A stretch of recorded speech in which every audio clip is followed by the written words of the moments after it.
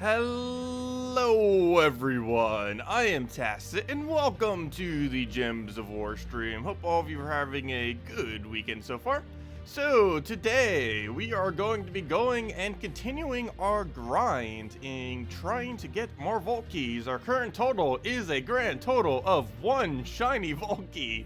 So we've got a long ways to go to get more. But we'll probably have 2 redeem codes today. I think since we had so few vault keys yesterday, we'll give out a redeem code for the first 2 vault keys this stream. And we'll still give out 2 regardless, but we'll give out 2 immediately. Or, 1 and then 1 once we get some vault keys. So, of course, the best way to actually do this, if we do want to go get that, is to go spam explore. So, yeah, that's exactly what we're going to be doing. I believe our lowest trait stone is still brown-green off of Zhejian, so we'll start there for just a little bit. Actually, you know what? Might have dropped down. It might be missed the scales. Probably should have already checked this. Let's see. What is our current lowest? We have 270. We got a 269. That might actually be our lowest now, barely. But that'll be Sword's Edge if so. Oh yeah, it is. 269 is now our lowest arcane. Wow, we're getting really close to base 300. But yeah, let's go do some Sword's Edge. Wait, what was the other one? Sword's Edge is probably fine. They're pretty weak. Everything in Sword's Edge is pitifully weak.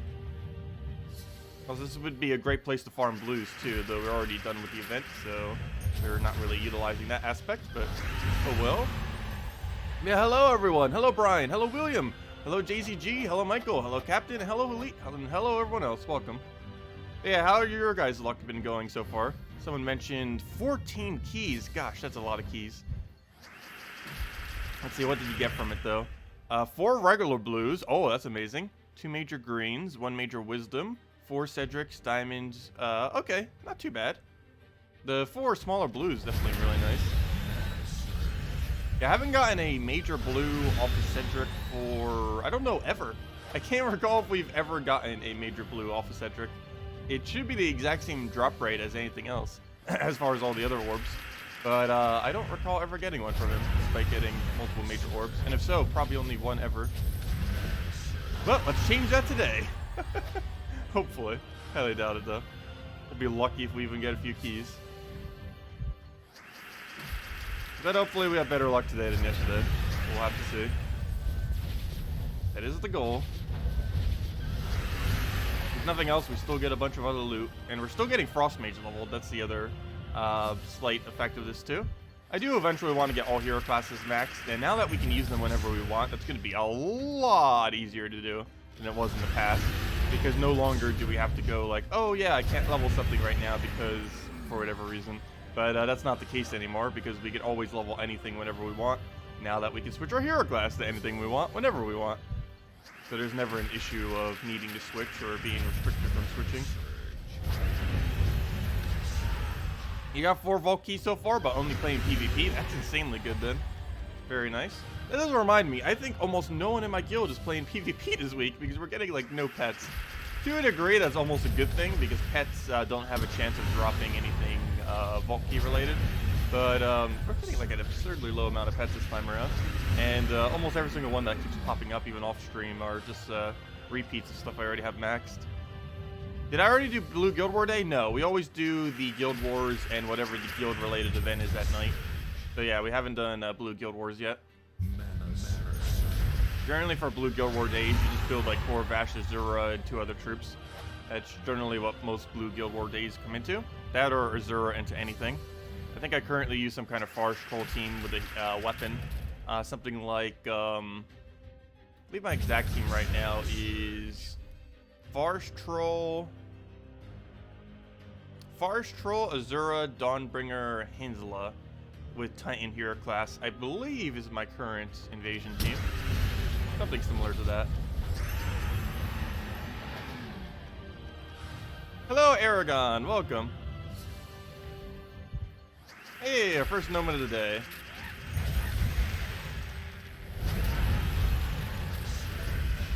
Okay, that should be dead. And come on, good loot. That is... Well, that's the best thing he could have dropped that wasn't a vault key. So I guess technically that is good loot. There's going to be another one of those like 20,000 soul farming hours where we're not soul farming yet we still are soul farming somehow. Because we keep getting useless slow gnomes. Oh, there we go, Arcane. Well, it's no longer our lowest. It's now tied at our lowest. But we're still going to stay here for a while. Might as well. Get it up a little bit.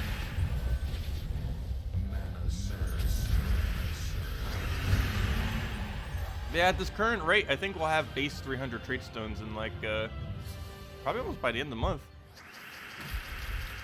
Definitely by the end of next vault event. Could easily get it done before too. Just normally I don't do like super quick grinding like this unless it's specifically a vault event.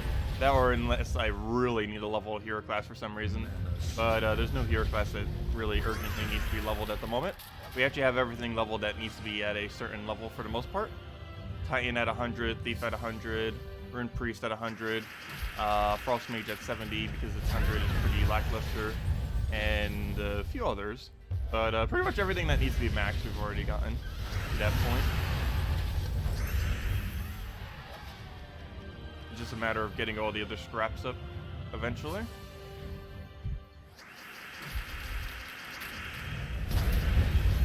Hello Haley, welcome, and hello Millie, welcome as well.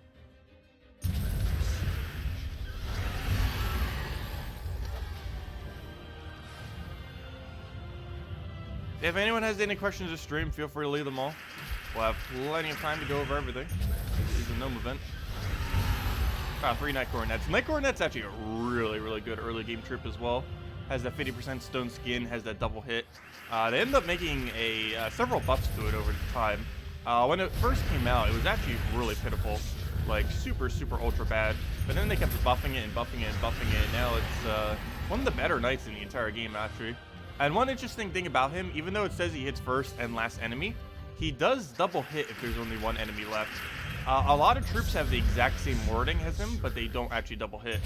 But for whatever reason, he does, which makes him quite a bit stronger, because he's essentially doing twice the amount of damage if there's only one enemy left, compared to some other troops that do similar mechanics.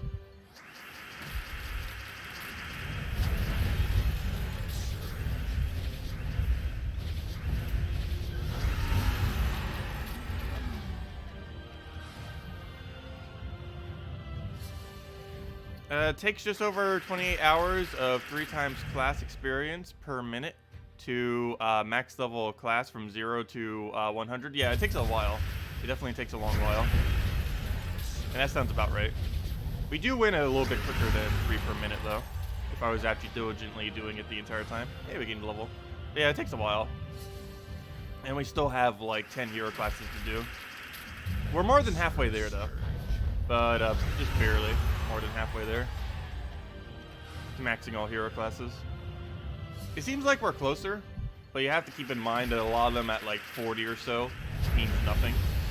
Only the ones that are like near 90, 100 and stuff are like near maxed, because 70 is halfway to 100 due to how the point system works. You need 5,050 EXP to max out a hero class. The halfway point is at 2,025? Yeah. Which is at 70. I believe 40 is the 1/4 waypoint. I actually don't recall. But I know that 70 is the halfway point.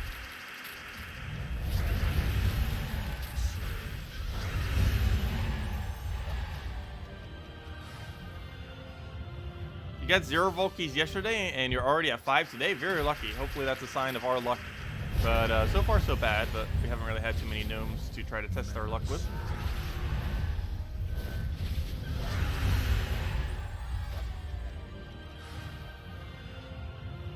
But yeah, this better not be a repeat of yesterday.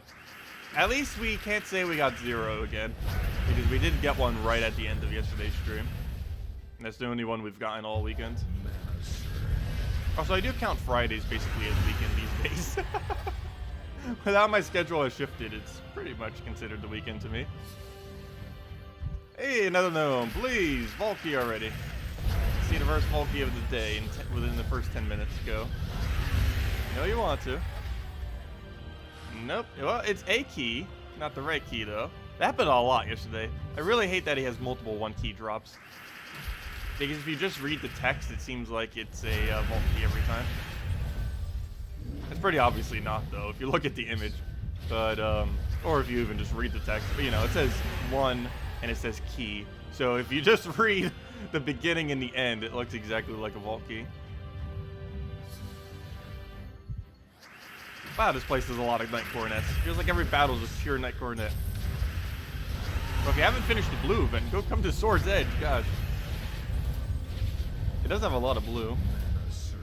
Almost the entire kingdom is blue. I believe that's the event this week, kill blues. Pretty sure. I normally don't even pay attention to the color because it just gets done regardless of where you do it more often than not. What type of team do you suggest for the vault battle? Any team that can kill it as quickly as possible.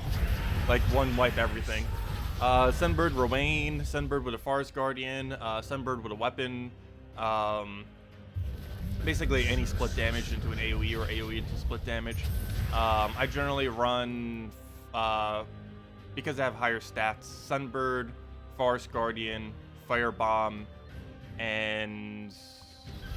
oh yeah, this weapon. I basically just run exactly what I'm using now against the battle. Technically, we can replace out Hero for Ogren, that guy that gives +5 to all reds. So we'd get 5 additional damage on Firebomb and 10 on Sunbird, 5 because of magic and 5 because of life.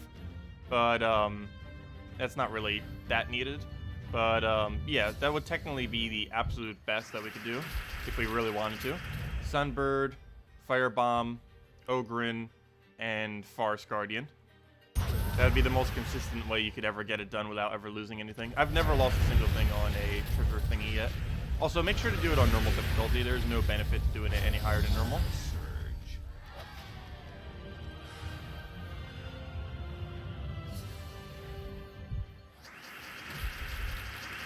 We might have to wait and buy vault keys during a flash sale.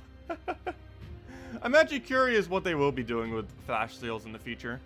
They do seem quite a bit more worth it than some purchases in the past. The current one that's currently up is not that good. Maybe if you're like really early mid-game, it could be okay just because of the time that it saves you. But the most amount of time it's really going to save you, ignoring the gems, just the orange orb, is only about 3 hours or so. That's about how much time it takes to get a trait on a mythic. Could take a little bit longer, but that's the most highest amount of time you could possibly save from that orb. So not sure if that would be worth it. Some people with a lot of money it might be, but those people probably are way past the point where you would actually need a small orange orb, most likely. But yeah, the previous one was really good. The one with $2 for 100 gems, like that was really solid. This one, not so much. They overvalue how much a orb is worth. If that was a blue orb, I would even consider it, but it's an orange one.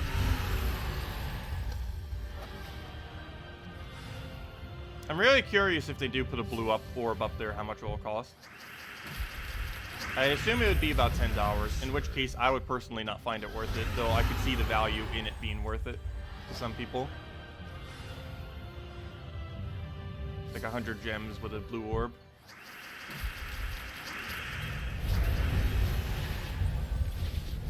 Let's see, I'll move that over.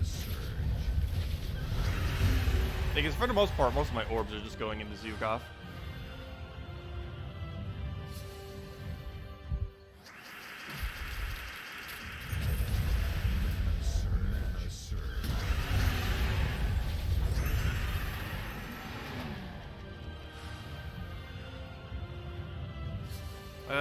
What is this link of which you post?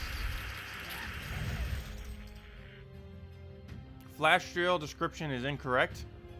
On Xbox One platform and Flash Drill popped up, Orb of Wisdom and 100 gems in description. It says use the orb to unlock any traits on a single troop. Use it in the troop upgrade menu. Word for word, after purchasing, you come to find out that the orb only unlocks the next trait rather than any trait in description. That's how it normally works. Though, then again, I guess that is a little bit of weird wording. It says it could literally do any trait. But, yeah, it's always been, it just traits the next one in line. It was a little bit confusing at first. I even thought the same thing when I first saw preview images of how they had it set up, because they have 3 distinct trait thingies. So you can't, it seems like you kind of can choose it, but, no, you can't actually choose what you ever trait with them, unfortunately.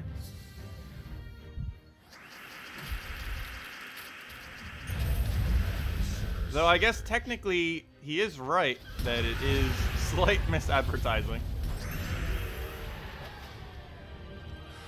Because I believe it does say you can trait literally any trait. But it has to be the one in order, not any of them.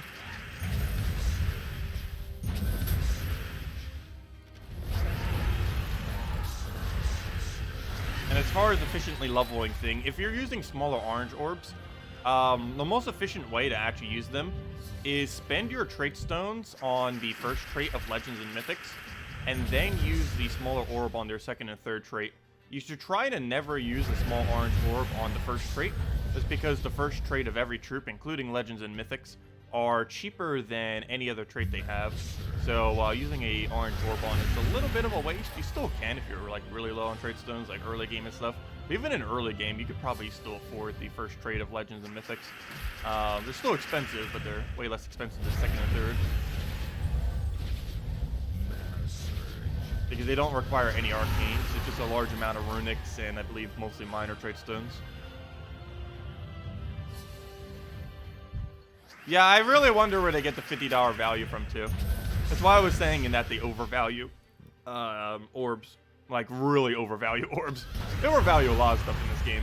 But orbs is probably one of the biggest offenders. If orange orbs are worth about $50, I would like to sell all of mine for, like, $5, please. We're sitting on 98 of them. Okay, we'll go and destroy all that.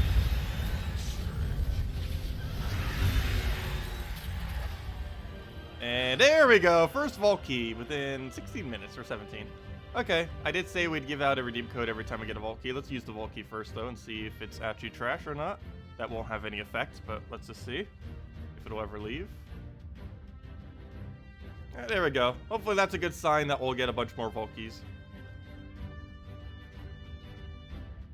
And if not, hopefully this one vault key gives us something that isn't horrible. If it'll ever load. Also, it's pretty funny. The one vault key we opened earlier actually gave us a small orange orb. It's funny because of flash sale. Yeah, let's see. What does the wording actually say? Does it say literally any? Use the orb to unlock any trait on a single troop. I don't know. I wouldn't say that's misleading. Because that is what it's used for. You can't, like, go out of order. Which is what he thought, but I wouldn't say that's misleading. Anyways, what am I looking for? Vault keys. I never have to click here, so I never remember where it is. Okay, so let's just peel through this real quick. Take a mana. Dead. Wait, is that enough to kill instantly? I forget. Oh, we just do this into the other thing. Yeah, it is enough. Okay, what do we have for loot? Come on, something good. Ooh! Ooh! Ooh! If we get a major blue, we can just, like, stop doing vault keys. No, we still keep going. But, oh, that could potentially be really good. Okay, place your bets now. Let's see who can guess it correctly. Green, orange, blue, or purple. What will it be? Also, we've been getting really bad luck on these side loots. That's actually our best side loot we've gotten all so far just during this vault event. Orange? Haha! Wouldn't that be funny if we got a major orange? We go from a small orange to a major. I want to guess blue just because I really want a blue so badly right now. Let's see. What is it? Still good, still good. That's the best thing that we can get that isn't blue. That's still really good value. That's worth like 675 gems. Like actually worth 675 gems because that's how many gem keys worth of drops you get. But oh yeah, that's still pretty nice. It's not a blue orb, but it's still nice. So it's for $150. Oh gosh. Anyways, let's go back to the grind. But yeah, that's a good start for today. It's definitely keeps me more motivated than yesterday, that's for sure.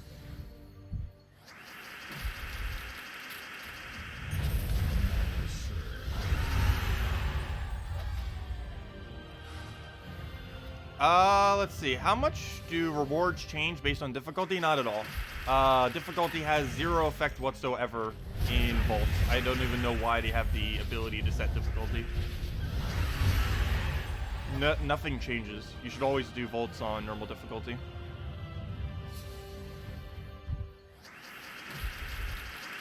The only thing it affects is base gold, base souls, and base EXP. And none of those even do anything to the loot. Like, if you get 10,000 gold, it will not be increased at all by difficulty. Or if you get souls, it will not be increased at all by difficulty. Only the ones actually obtained specifically from battle count.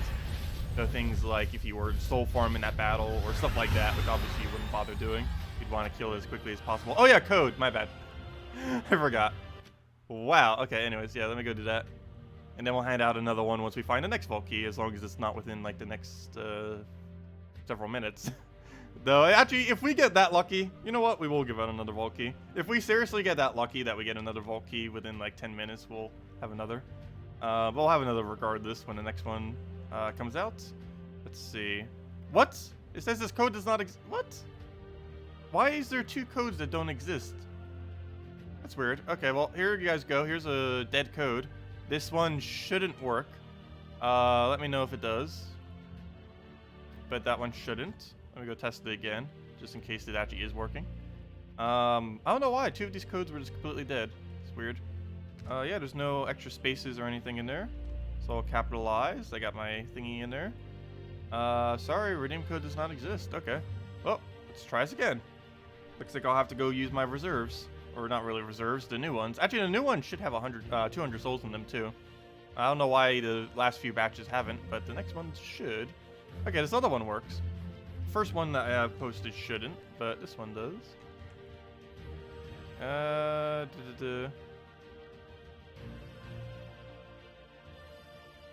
And there you guys go. There's the actual redeem code. Use it on gemsofwar.com underneath the game code section. Your invite code can be found underneath your settings menu, whatever your game says there. Redeem code, just copy paste the second numbers, the one that begins with K, and just all those letters and numbers. Put that in there, copy paste it. Use it on gemsofwar.com or simply click on that link, and gives the same loot as always. 2 treasure maps, 1 gem key, and 2,500 gold. It works on every platform except for the 2 console versions. Oh yeah, that's funny. She might have actually tried making that one a custom one and then somewhat failed in creating it, I guess. Maybe, possibly. I'm not sure what happened there. But that's all those codes. Let me go and wipe all these out and go put the other codes in there. Put it on my copy paste. Actually, let me just wipe out all of this. Because I'm starting to get too much of it just staying here. So delete all of that. Save it. Grab all these other codes. Copy. Edit this over here. Paste it. Let me go and put something else on my copy paste so that I don't accidentally paste all of those into the chat. That would be the most gigantic fail ever. Save and edit. And there we go. Okay. And now all the codes are ready for when we use more of them later. Anyways. Let's go move this over. Fix the layout. And let's go back to grinding. Until we find another vault key.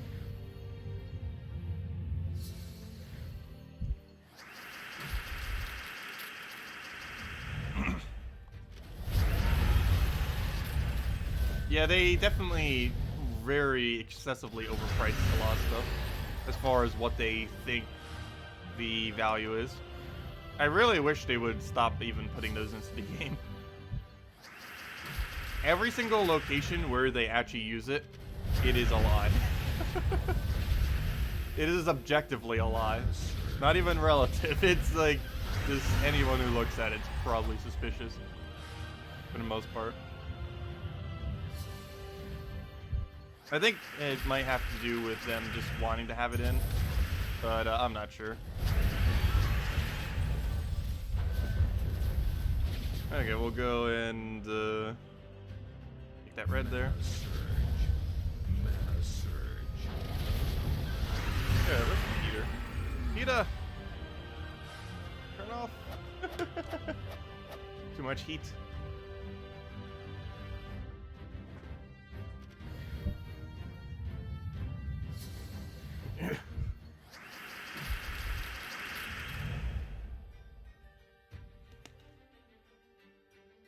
I find it kind of funny because the only pack in this entire game, or one of the only few packs in this entire game, that's worth way more than its actual value is Death Knight armor.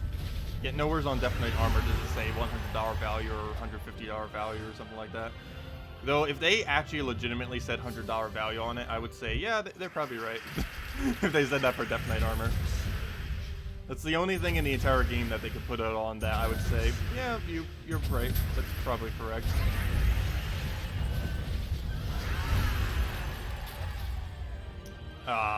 They need to get rid of Jewel Gnome. It is so bad. Supposedly it has a 20 diamond drop, which is also pretty bad. But I believe it's its best and only good drop is 20 diamonds. All the rest of its drops are like 100 shards or whatever, some amount of shards. That's completely irrelevant. 20 of each of the color gems, so that's 6 different ones. So it's 7 total. And then an 8th one, which is the 20 diamond drop. Every single one of those, other than 20 diamonds, is useless. And to me, even the 20 diamonds is useless. So she doesn't have a single drop worth actually obtaining.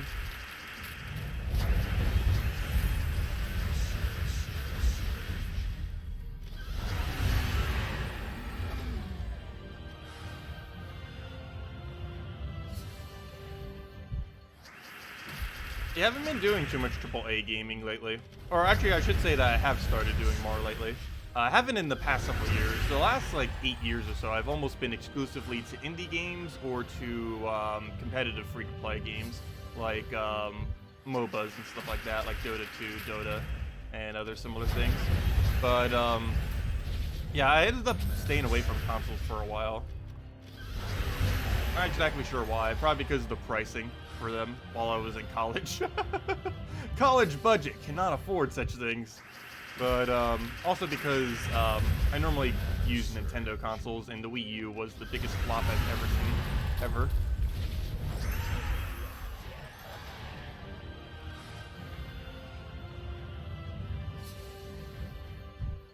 ever. Objectively 99 cents. No, I would say an orange orb is worth probably a few bucks, but that's about it. And the only reason it's worth a few bucks is it can save you up to about 3 hours of time.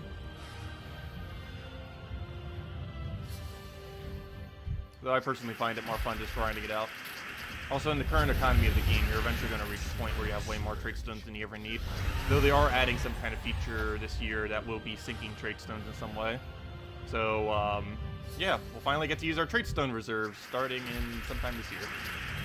Still don't know what they're doing with it, but, well, I guess we're grinding for it right now because what we're gaining, like trade stones.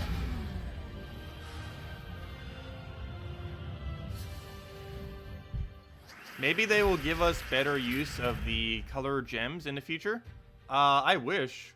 The current only thing that syncs color gems is pet food, which you don't really ever need to buy because you'll have plenty enough pet food automatically.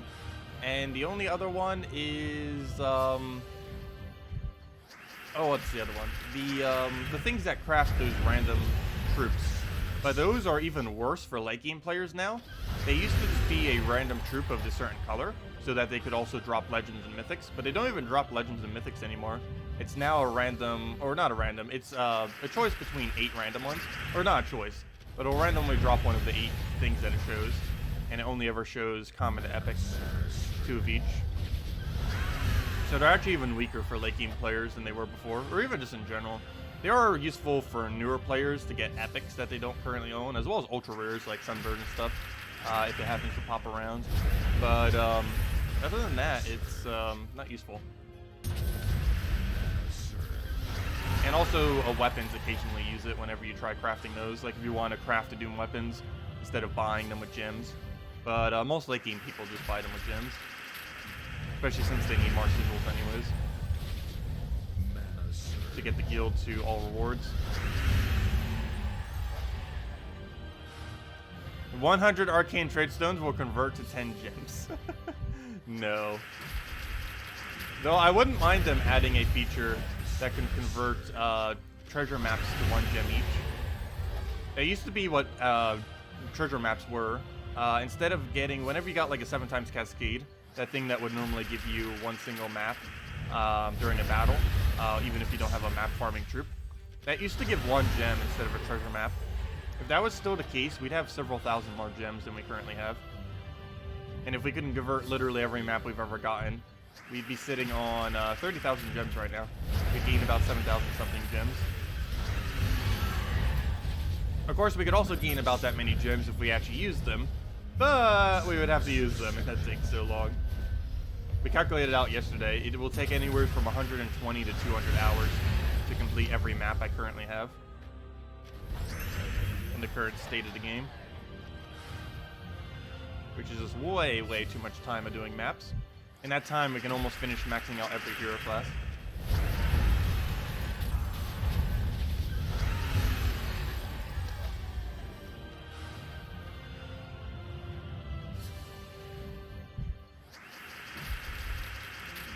What on earth is the Wolf Garrick doing in Sword's Edge? Well, I guess they're actually relatively close to each other, aren't they? It's like the kingdom to the top left of it, or top right, whatever direction.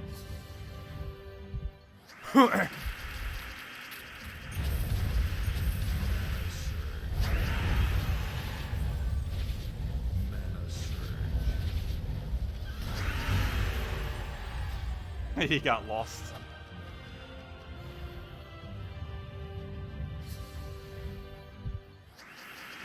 Didn't catch your stream last night. You pick up any other keys or still at 1? Nope, we are currently at 2, though we didn't get it last night. We got it about 10 minutes ago. Or 15, whatever it is at this point. But yeah, we got 1 on yesterday morning stream right at the end, and we got 1 pretty much at the start of this stream. And that's where we're currently sitting at, 2 total. We got a purple, major purple from the previous one, so really good loot from the previous. The other one was just a small orange. Yeah, the orb drop rate is insanely high on vault keys. They ended up buffing it a little while back, several patches ago, and wow, did they buff it generously. It's still really annoying whenever we get commons and stuff, but the orb drop rate does feel like it's about 50% or so, somewhere around there. That you'll either get a small orb or a big orb. Of course, some of the drops on those are awful. There's still some good drops. There's the blue, there's the purple. Not everything is horrible on it. Another mythic that doesn't know what kingdom to go to. Poor Yasmin. She's not even that useful for much these days. Maybe Delves and very occasionally Green Guild War. Biggest issue is so many people run freeze on Blue Day. And she's almost not even worth using it at all in Blue Guild Wars anymore. Though, then again, have we had Tower of Doom for her yet? She'd be pretty decent on green Tower of Doom. Forget if we had that color yet. I feel like we haven't yet. I think we haven't had yellow and green, if I'm not mistaken. There's another gold drop. We're getting a lot of gold drops today too, which is kind of good, kind of bad. If they're gonna drop 20,000 or something, it's good. If they want to keep dropping like that, it's not going to be good. We did get a 50,000 earlier, which is the most amount of gold you can actually drop. How many vault keys do you have? I'm currently sitting on 9 vault keys. No, there's no new gnomes coming into the game. I'm just opening them because I had a feeling we wouldn't really get that many, so might as well. But from what I can tell, we're not getting gnomes for a while.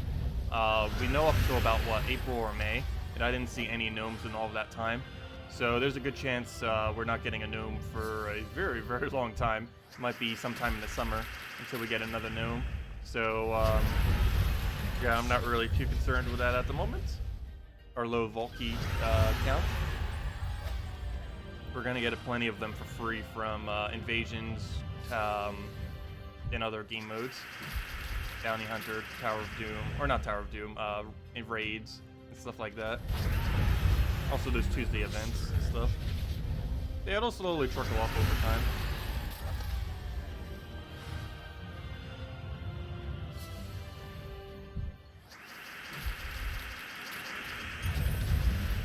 And the earliest they could possibly do it as well is next patch, but next patch probably won't be till March. So we have no official time on when it will be. We don't even know what next patch will have, other than the fact that it's going to be a little bit bigger of a patch. And I'll probably get a beta test in about a month or so.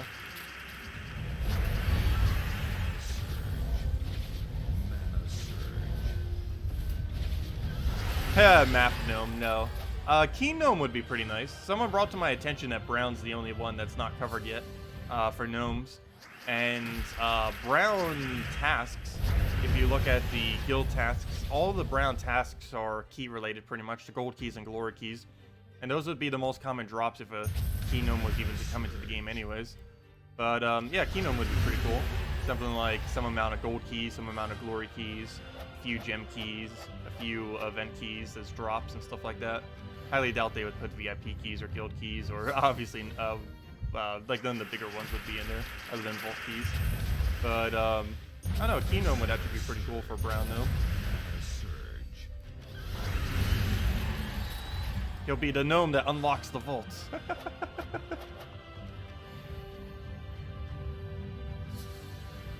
It would be gold keys only now.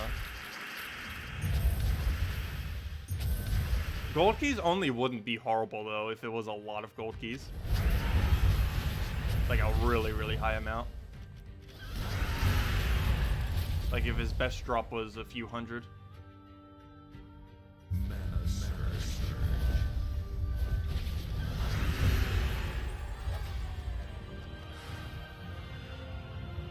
There's one thing that gold keys are pretty good for, well, other than getting commons. They're the main way that you obtain commons.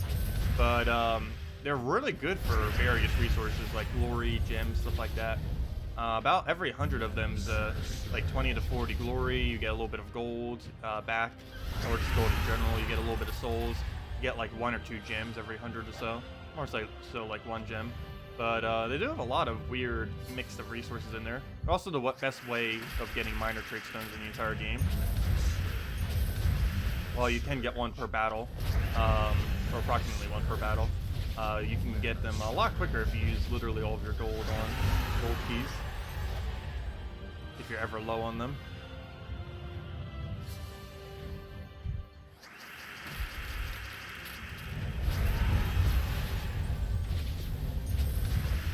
I have a feeling even when next patch comes out, or not next patch, but whenever trait stone sinks come into the game, I have a feeling it might not even be enough to sink people's trait stones in late game. Just because I wouldn't expect them to really add something that would make early game too much harder, or I should say mid game. Like people who are just like developing and trying to get everything for the first time, that initial grind. But oh no, I don't feel like they would make it too expensive, whatever they're gonna do with the trait stones. Because if they did, that's just gonna add like a gigantic grind on top of everything else, but we'll have to see. The last patch that they've ever added, that added a very large grind to the game, I actually would say is probably one of the better patches they've ever done. And that is the one that they did on, oh, what's it called? The one that they did for the hero classes. It was sometime in, I believe, not August, July or so? I want to say July. But, yeah, sometime around July, we ended up getting the thing that we're leveling right now. The whole perk system thing, the champion talents. That was probably the biggest thing that ended up coming in with that. Then we ended up getting those little affixes as well, like that +5, +6, plus whatever's on them. Though that was a lot less relevant than the actual perks for the hero classes, because it finally made hero classes viable. I do find that kind of weird though. The one that actually costs resources that they sell is less efficient than the one that you get for free automatically. I kind of think it'd be the other way around. Because having weapons upgraded means very little. Having a hero class upgraded means a lot, especially if it's a good one like Titan or one of the others.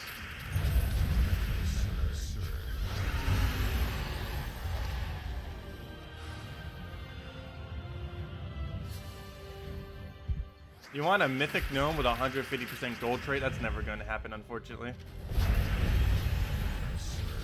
Also, that'd be pretty broken if they did add something like that. It is weird how gold is lower, though.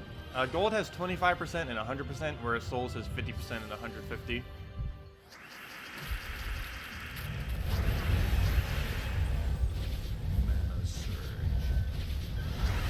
Which means there's 4 times the gap between a normal gold troop and a Cedric, Whereas there's only 3 times the gap between a necromancy troop and a ferris rod. Which is one of the reasons why Cedric seems so powerful as well already, even just at 100%.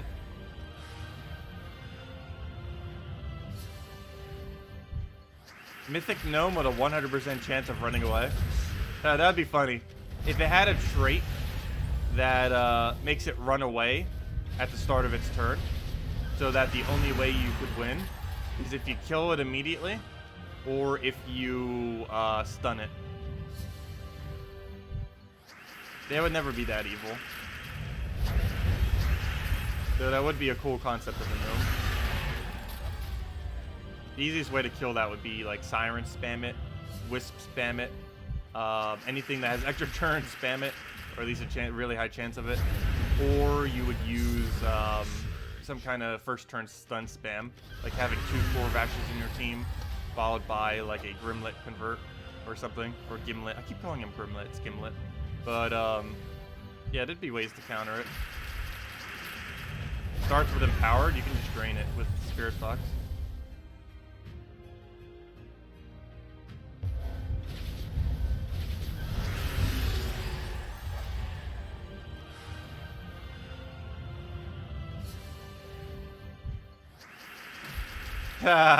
They made Tower of Doom. You can't say they're evil, or you can't say that they're not evil.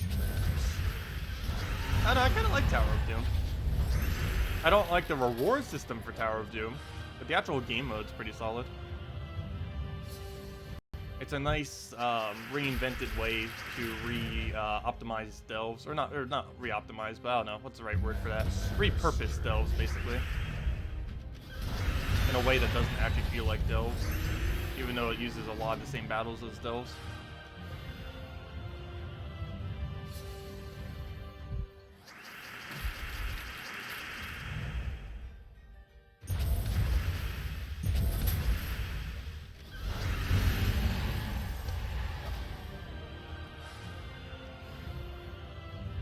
Yeah, you know, she did say, she actually did falsely advertise it. She said it was going to be a way to earn gems, but it's actually a gem sink.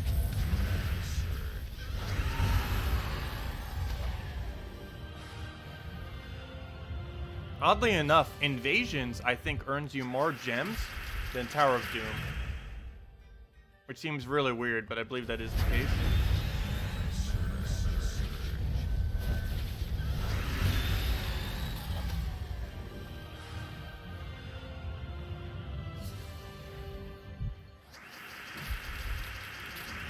Yeah, it's a great instance of cooperation in a single-player game. I almost kind of want to see a mini-game or some kind of other thing based around that concept. Because it really makes you have to communicate with your guild. There's no way to really do it without doing that. Or at least there's... Actually, I should rephrase that. There's no efficient way of doing it without communicating to your guild. You can technically do it without it, but you're going to waste a lot of sigils that way.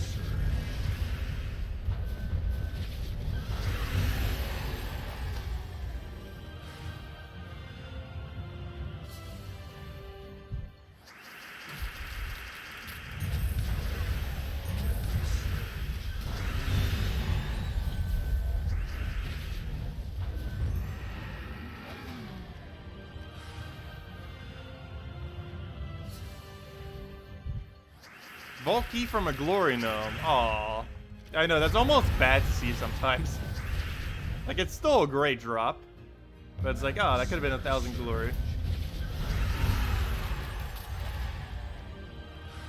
We have done that before. We've gotten a vault key from a treasure gnome. I mean, from a glory gnome.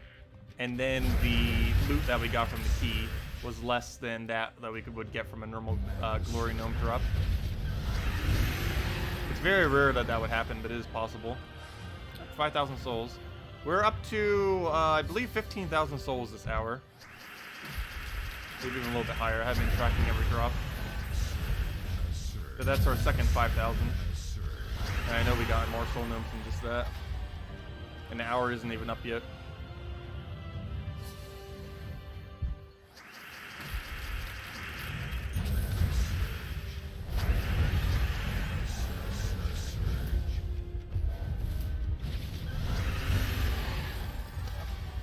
But yeah, anyone just starting out in this game, like this weekend is the time to try to catch up on resources, as well as mid-game, as well as any point within the game. Just a great time to get a lot of free resources during gold events.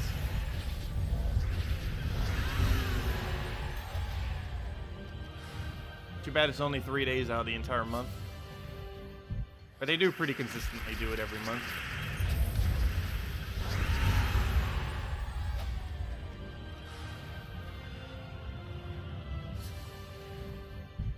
Oh no! Please drop a Volky! Every other drop is useless. Even 20 diamonds is useless.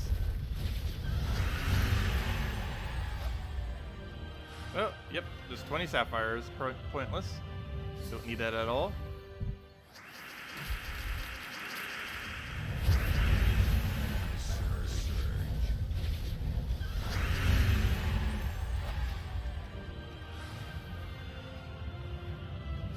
You got the 15 event keys drop from a Cedric this morning. Ooh, very nice. Yeah, that is one of his better drops. Let's see, what is all of his better drops? There's 20 gem key, which is worth 180 gems. There's the 15 event key, which is worth 210 gems. There's a straight up 250 gem drop, which is well worth 250 gems. There's a smaller purple, which if you have all of them maxed out already is worth, oh, I forget how many that is. It's 15, right? So that's worth 135 gems. There's the bigger purple, which is worth 675 gems. There's the small blue, which is really subjective how much that is worth. But I would say it's probably around 500 gems or so. And then there's the larger blue, which is also pretty subjective how much that's worth, but I would probably value it at about 1,000 to 1,500. What other drops does he have that's good? It's all of them, right? Yes. And that's all of them that are pretty relevant. He also has a 100 gem drop and a few other things.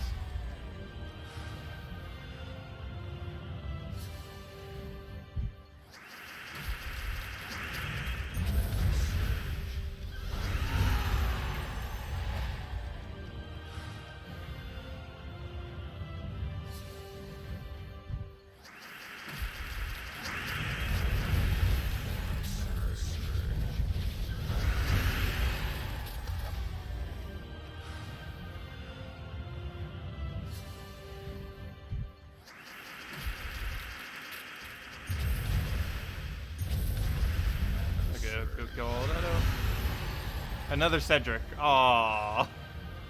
Yeah, I have, I think, 9 excess Cedrics or so. Somewhere around there. Some amount of useless amount. You don't ever need more than 2. There isn't a single team in the entire game that uses more than 2.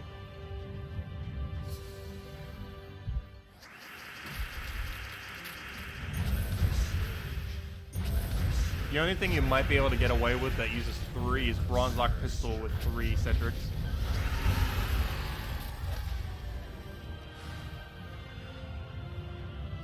But that's not really that realistic of a team.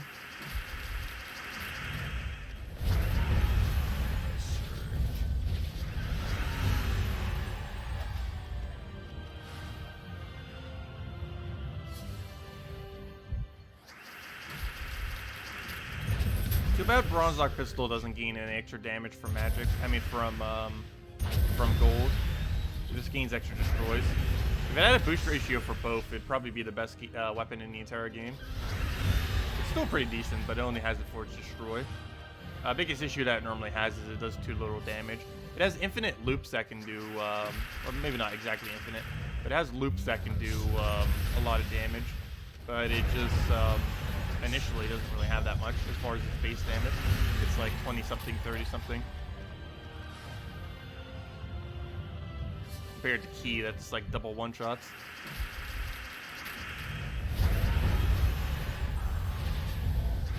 With a guarantee extra turn as well if it actually gets a kill.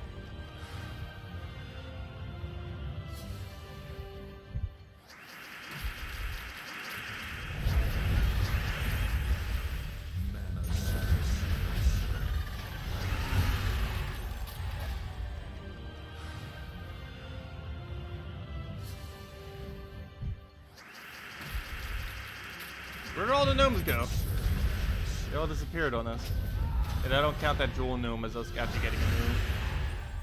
That was a really weak gnome.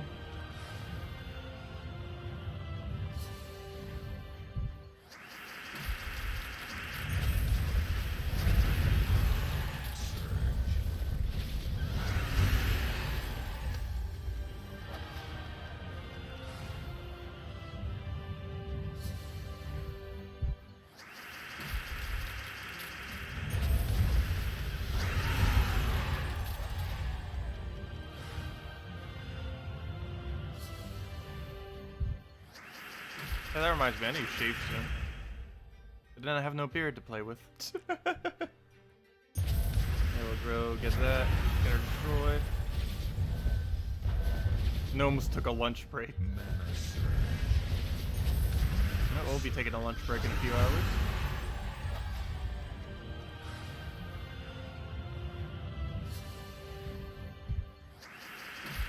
Yeah, we'll grab all those yellows. Take those reds, throw Sunbird, dead.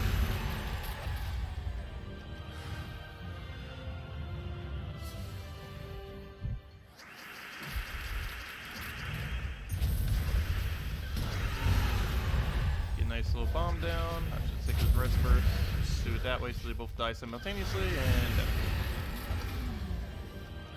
but yeah, we will have another vault key when we find our, we will have another redeem code when we find another vault key. Just need to go find one.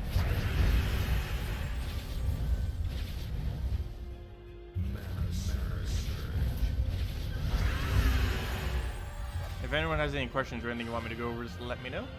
We'll make sure to go over all of them. Oh, Soul Gnome. He's going to try to make us go even higher on our soul rate per hour. Pretty sure we're sitting on about 15,000 this hour. Let's see, what does that bring it up to? Yeah, so about 1,750, somewhere around there. 17,050. Whatever, 17,500. Get it right eventually. How's my luck today?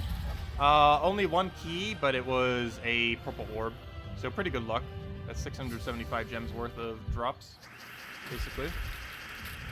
I basically value everything in gems, just because they're the most limited resource in the game.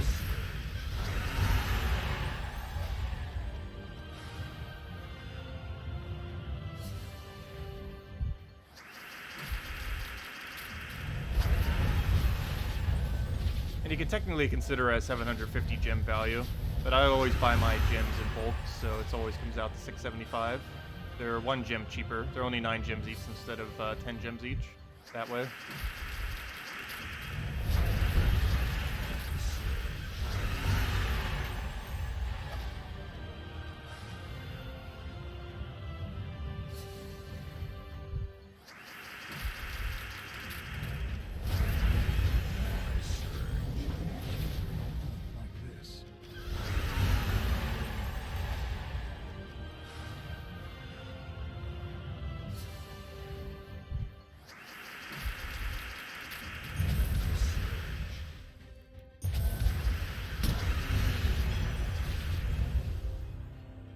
Okay, I'm actually gonna cast this. That should kill everything except the final slot, and then we kill it with a firebomb.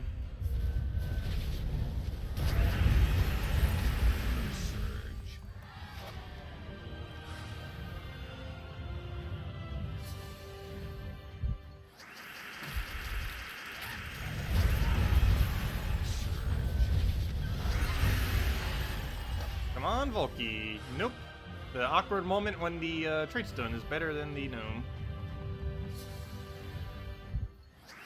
But at least we're getting the trait stone grind done as well. Because we still don't know how much we'll need for next patch. For all we know, we're gonna need like 1,000 of every arcane.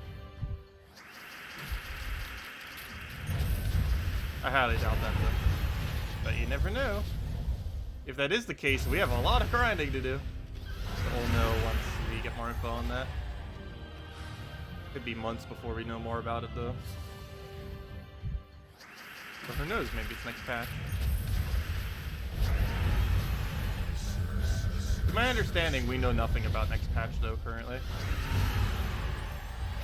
Which is mainly because the most recent patch came out this Monday. So, not much time has really passed yet.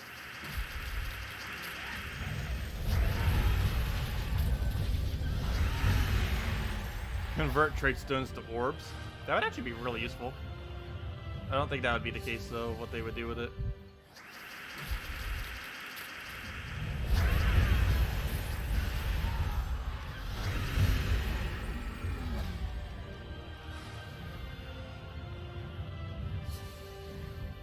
I'm kind of surprised that trait stones don't convert into ingots, or ingots don't convert into trait stones, though.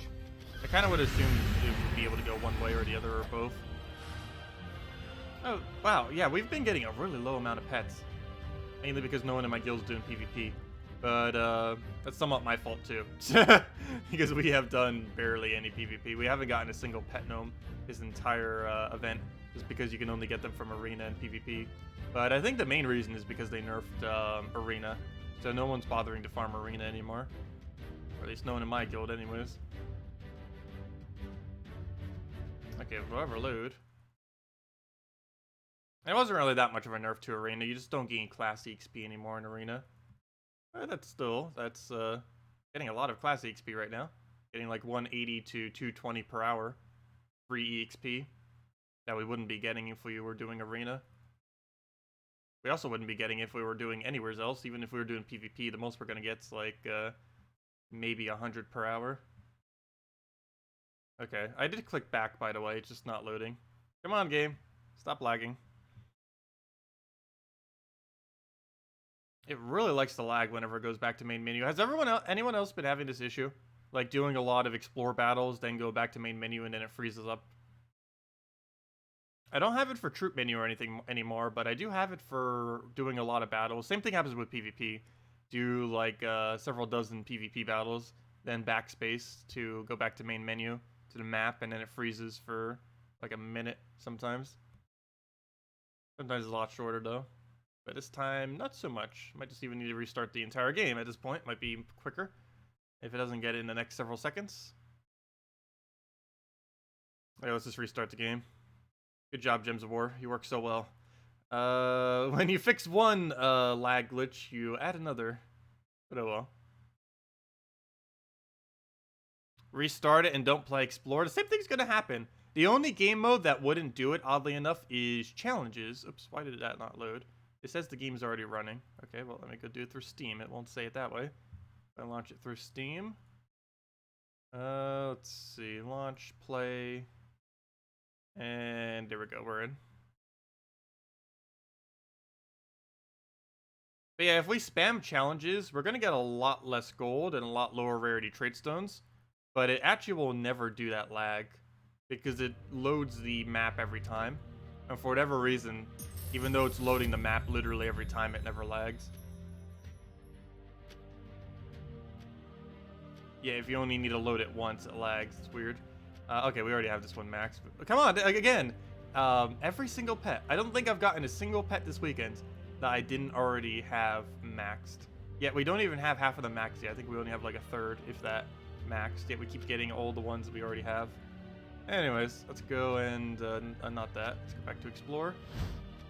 Going for Zejin for a little bit. Oh wait, actually, never mind. Well, I guess we'll go back to Zejin. We're actually doing Sword's Edge, but oh well, we'll come back here. I'm pretty sure this is our lowest again, anyways, so it's fine.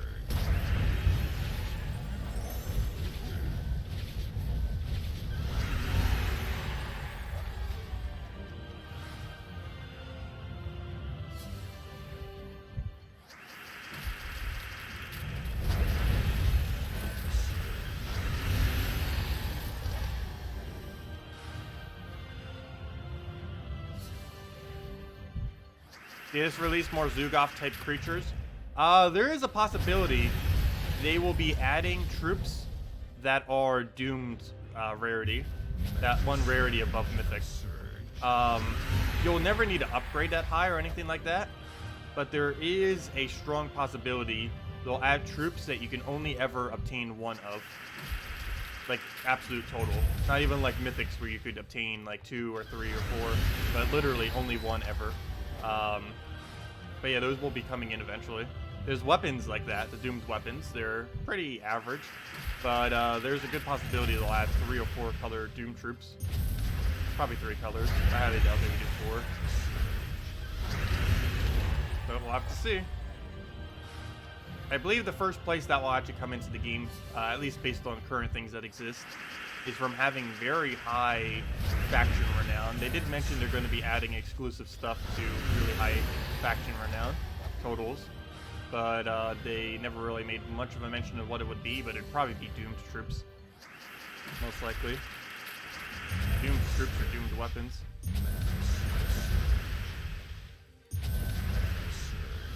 Hello Ryan, glad you could join us. So, hope your weekend's been going well.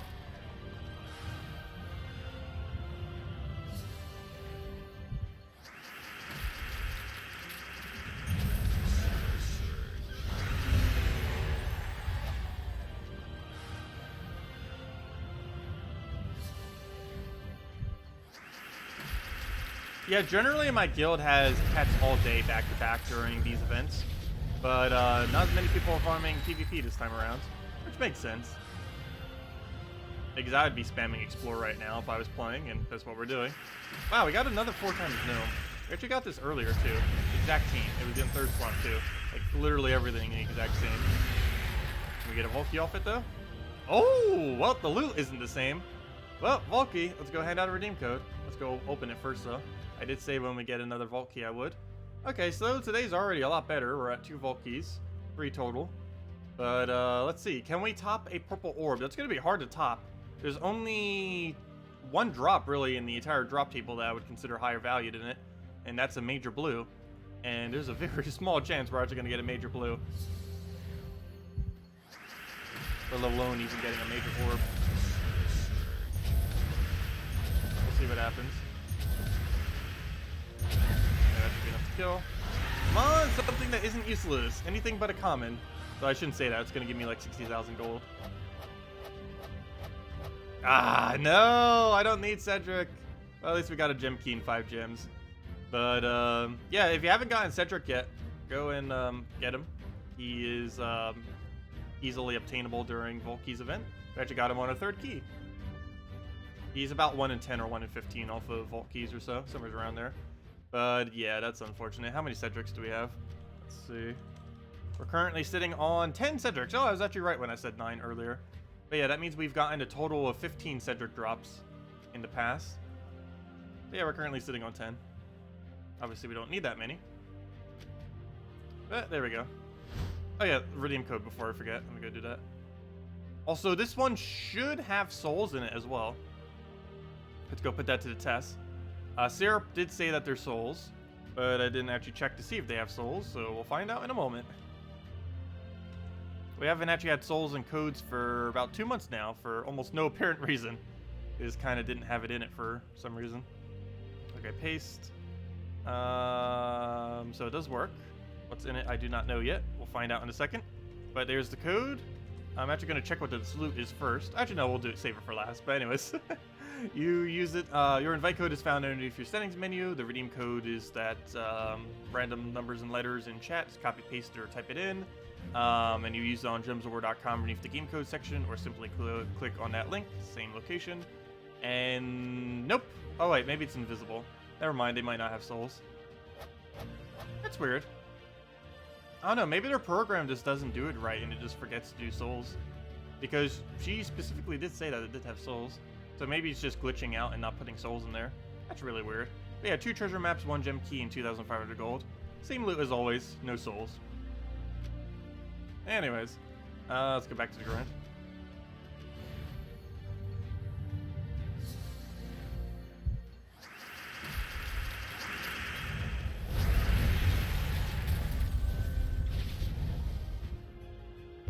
Didn't we just have this battle, just without the Rhinex?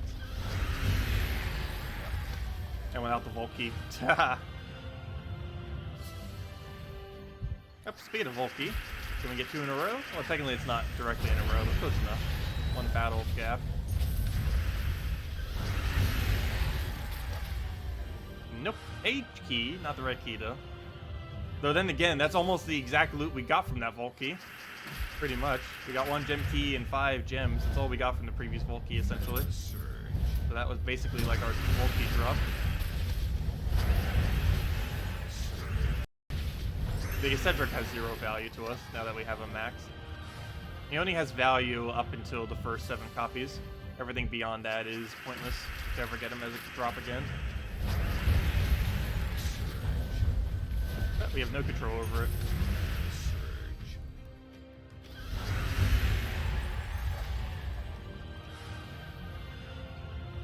Oh no! Stream! What's it doing?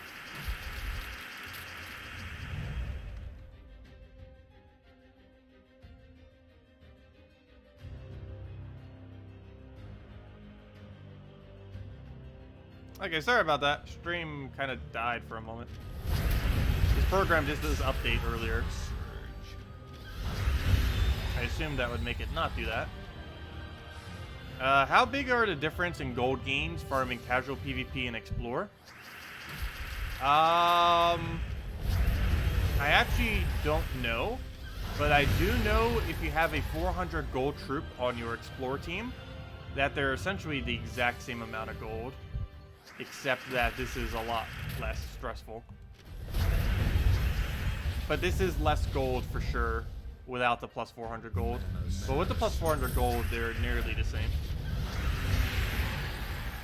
As far as the exact value, I do not know these days. There's a lot of factors that go into that. Whatever the PvP meta is at a given time, as well as if there's a 400 plus gold troop. Also, the more HP and magic that comes into the game, the better this becomes, because the more consistently Sunbird will be able to wipe it. Also, if Sunbird has 10% or 20% on a given week, also affects it, since that's an even higher chance that it will also wipe immediately without any delay, which makes explore quicker. So it's hard to get exact values because multiple factors can affect it at any given time. But I do know that with plus 400 gold, they're essentially the same. But that's not this week. I think this week's 2 times trade stone when you use the turtle in PvP.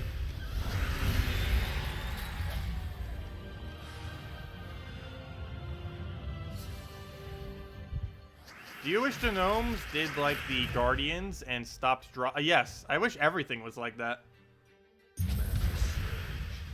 Or almost everything, I don't know.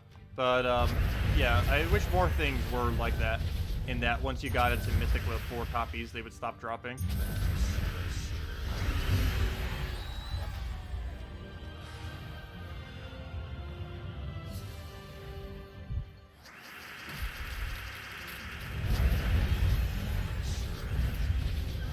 Like, for example, if you have more than 4 copies of a Mythic, like literally a Mythic, like Mythic troops, like base Mythic troops, you shouldn't be able to ever get that as a drop ever again.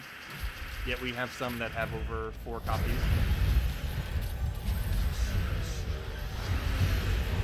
And yeah, with things like Cedric and Vault Keys and other various things throughout the game, I don't think they would ever do it to things that are Legend and below. But I don't know, I feel like they should add it to Mythic troops, to Cedric and Vault Keys, and probably a few other locations. I wish Shards had it too. Shards, if you max out everything within Shards, you still keep getting useless troop drops. It doesn't go to pure treasure. Even if you have all the troops in every single faction, you're still going to keep getting half of them as troops instead of just pure treasure.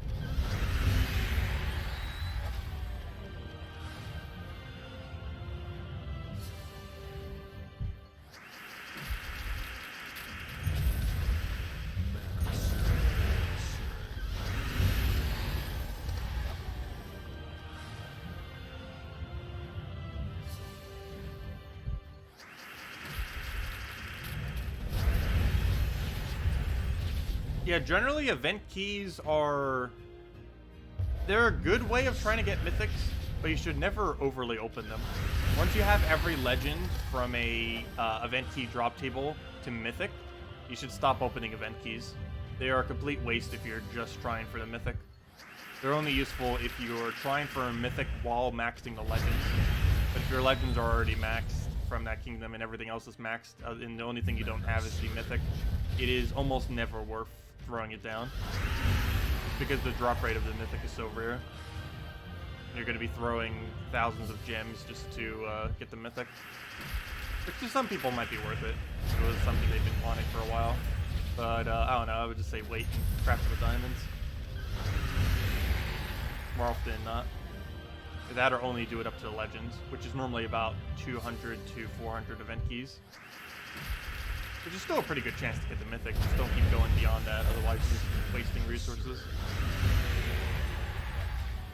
Oh, you pulled Scotty today. Very nice. Scotty is used for Blue Guild War. It's also could be used for Blue Tower of Doom, as well as that's about it. It doesn't get used in PvP much. Delves doesn't really use it much either, though you could potentially use it if you really wanted to. So thank you for your subscribe, Liam. Much appreciated.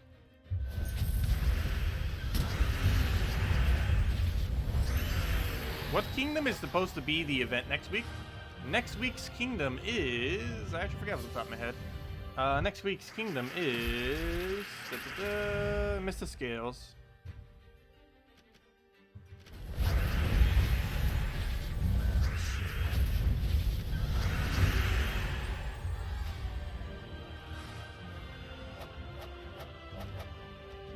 Yeah, it's invasions for Mr. Scales.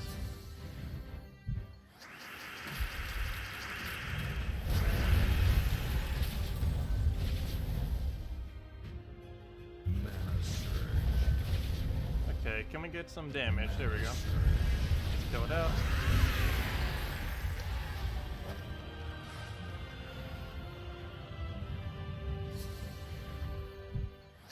Okay, got a nice gnome with a bunch of, oh, that's funny. If one of those actually devoured the gnome. Almost want to see that, but I'm not going to risk it. So let's kill it. Only 100 souls. Why is that even still a drop on his drop table? Now that soul gnome exists.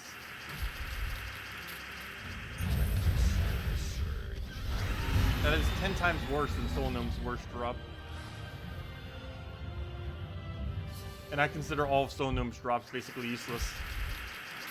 Yeah, that's 10 times worse than Soul Gnome's worst.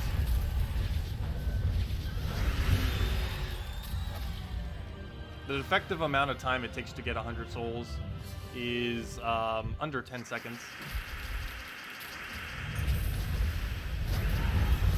Actually, probably under 5 seconds if using like a Ferris Raw soul farming team.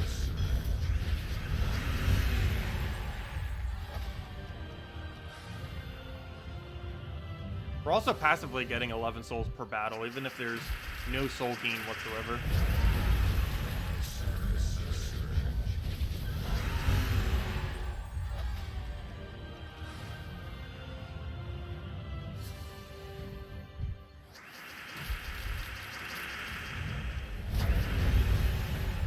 Any good teams for invasions next week?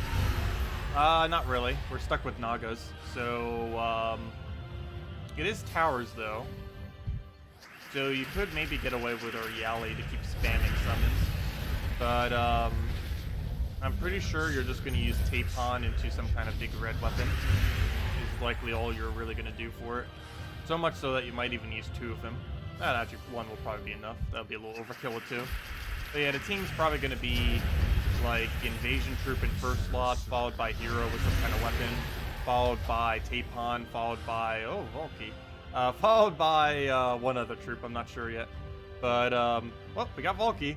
That is our 3rd today, 4th total.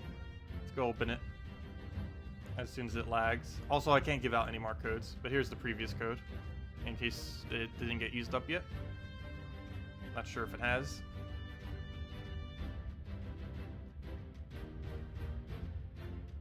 Is Oriali worth spending event keys on next week? No. She's not. She is pretty underwhelming. But yeah, let's see. What do we have for next week? It's all Nagas as we'll be able to use. Though almost, that's basically just saying it's Mr. Scales. Because I don't even think there is a Naga that isn't Mr. Scales. Let me see. Mr. Scales, Mr. Scales, Mr. Scales, Mr. Scales, Mr. Scales. There's not a single Naga in the entire game that is not Mr. Scales. Really? Interesting. But, yeah, it's Mr. Scales next week, so the only things that we really have that are good is Marilith, Tapon, and that's the full list. And I guess maybe Urieli. Alternatively, Lamia's ever so occasionally used, and Poison Master's ever so occasionally used, but Azuro's better than that, and Wisp is better than that, so they very rarely ever get used. Marilith also wouldn't be good in the context of invasions, so that also marks that out. So yeah, the only things we really have are Tapon, Naga Queen, and Urieli, essentially, and maybe Lamia. But yeah, that's all we have to choose from. It's a very small selection. So since this converts out brown anyways, you just use Tapon instead, since it doesn't immediately. And yeah, that basically just means our team is... actually, you know what? We might use it for +1 red. But yeah, that probably just means our team is the Delve troop, the invasion troop that's coming in first slot, followed by any hero weapon, depends how you want to run it. You can run Earth's Fury, you could run Dawnbringer, there's a few different options. Followed by a Tapon to feed red to them, followed by either Urieli or Marilith. Marilith if you don't own Urieli. Well, actually, you could do one of three. You could either do Marilith, Lamia, or Urieli in last slot. Urieli would be able to summon. Lamia would end up doing a decent amount of damage. It could possibly break barrier. And Marilith will definitely break barrier and will allow you to gain some mana. It also has the benefit of having +1 red, which will help with the fact that Tapon will give you a bunch of reds, and you'll probably be using 2 reds. I believe the invasion troop uses it, if I'm not mistaken. Plus, obviously, your hero weapon will use it, whatever you happen to have on it. There's plenty of red hero weapons that are decent. But, yeah, so that's basically the game plan for next week for the invasions.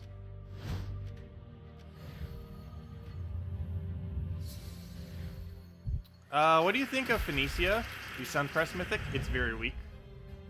It's too weak to really be viable so much.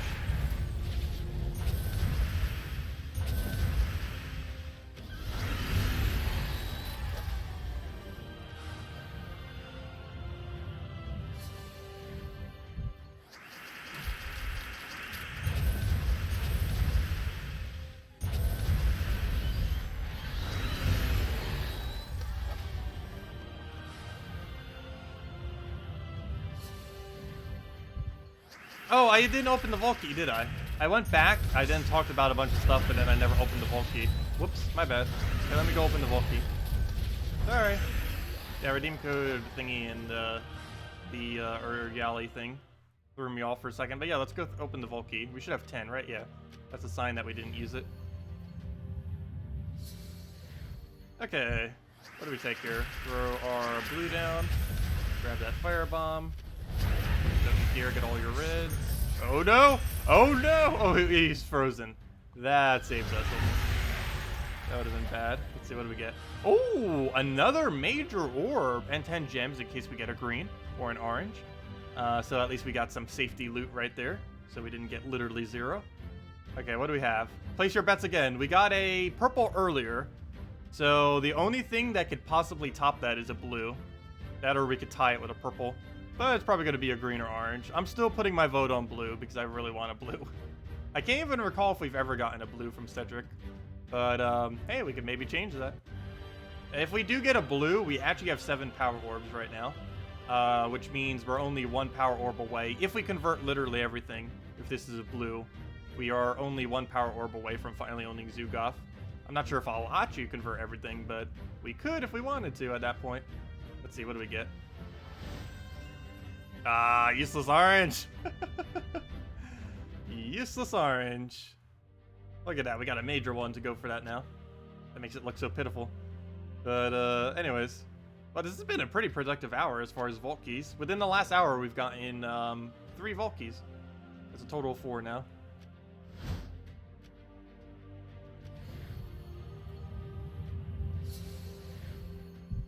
Yeah, Brian got it correctly.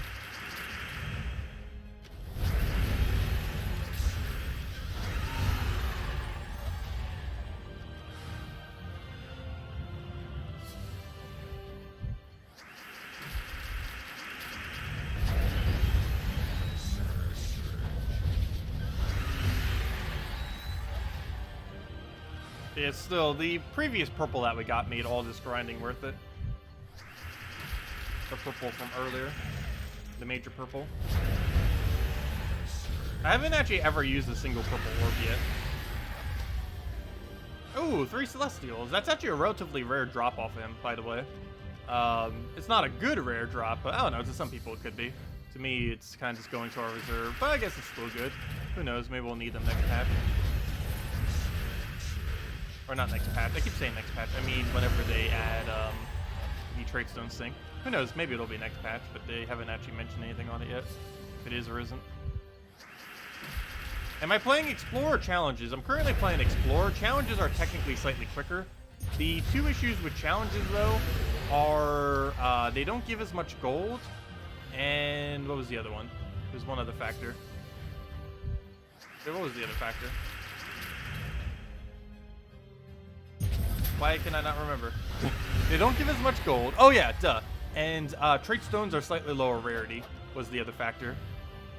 And Explore is the only location in the game where Trait Stones have a higher rarity drop rate than anywhere else.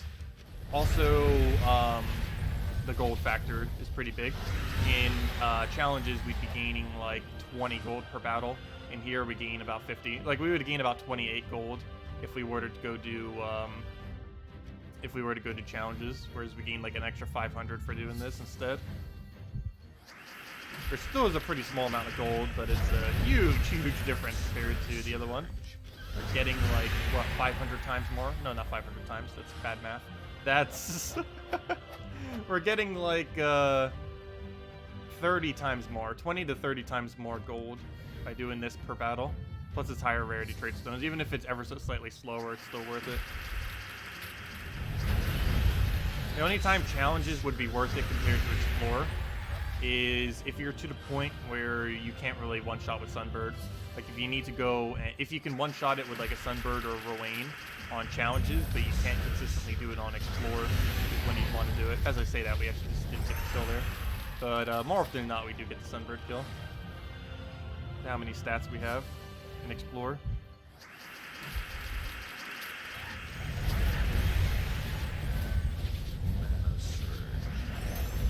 Does the difficulty matter in regards to quality of Trait Stone? No. It used to in the past. The drop rate of Trait Stone used to be based on, or the percent chance of getting a Trait Stone at one point used to be based on difficulty. But in the current state of the game, difficulty has 0 effect on Trait Stone. But way back in the day, I believe normal difficulty was like 50% chance you would even get a Trait Stone, and Warlord 4 would be 100% chance that you would get a Trait Stone. But now every battle just has a 100% chance. Oddly enough, it's actually way easier to gain Trait Stones now than in the past. But yeah, rarity has no effect on it. I mean, difficulty has no effect on it. We'd be gaining the same Trait Stones on normal as we would on Warlord 4. The only difference that there ever is if it's in Explore or not. Is the only thing that affects Trait Stone drop rate. And if it is, then you have about 3 times the rate for Runics and 2 times the rate for Arcanes and Celestials. Or is it the other way around? Never mind. I think it's 2 times for Runics and 3 times for Arcanes and Celestials. I forget now. Yeah, I believe it's the other way around. 2 times Runics, 3 times Arcane and Celestial. As far as percent chance.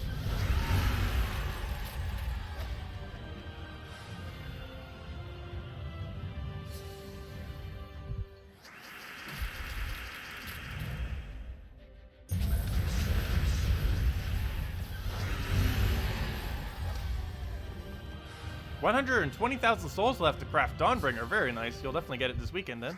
Especially since there's a gnome event currently going on. Continue with regular explore farming team or more move to soul farming team? I don't know. I'd probably say for the rest of this weekend stick with just doing explore. And then if you don't have it by the end of this weekend, on Monday, just go and farm, or even on the end of Sunday, just go and farm with a soul farming team. And then you'll easily get it done in like an hour or two, especially since there's a gnome event.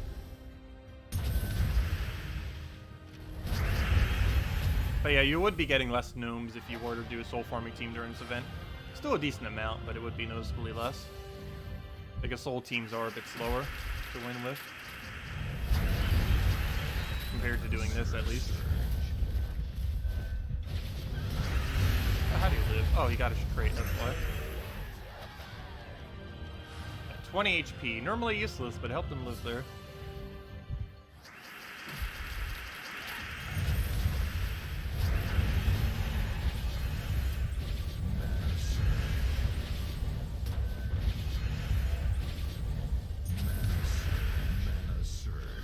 Come on, Volky. Let's see our 4th one today.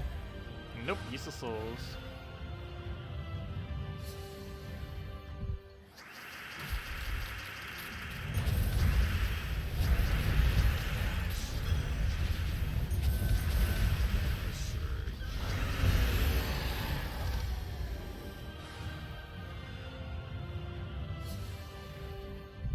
Oh, another gnome. Pretty much back to back. I'll take it. Grab all that. Resumber down, dead. Only 5 gems, but still better than almost half his drops.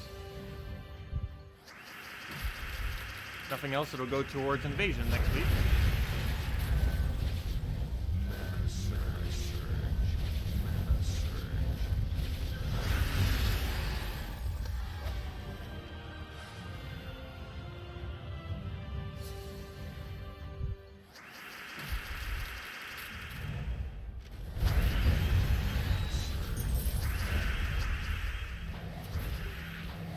You just got the skeleton key, and at level 150, just playing for 2 weeks.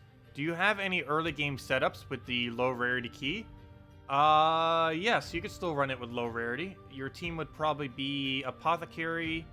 Let's see.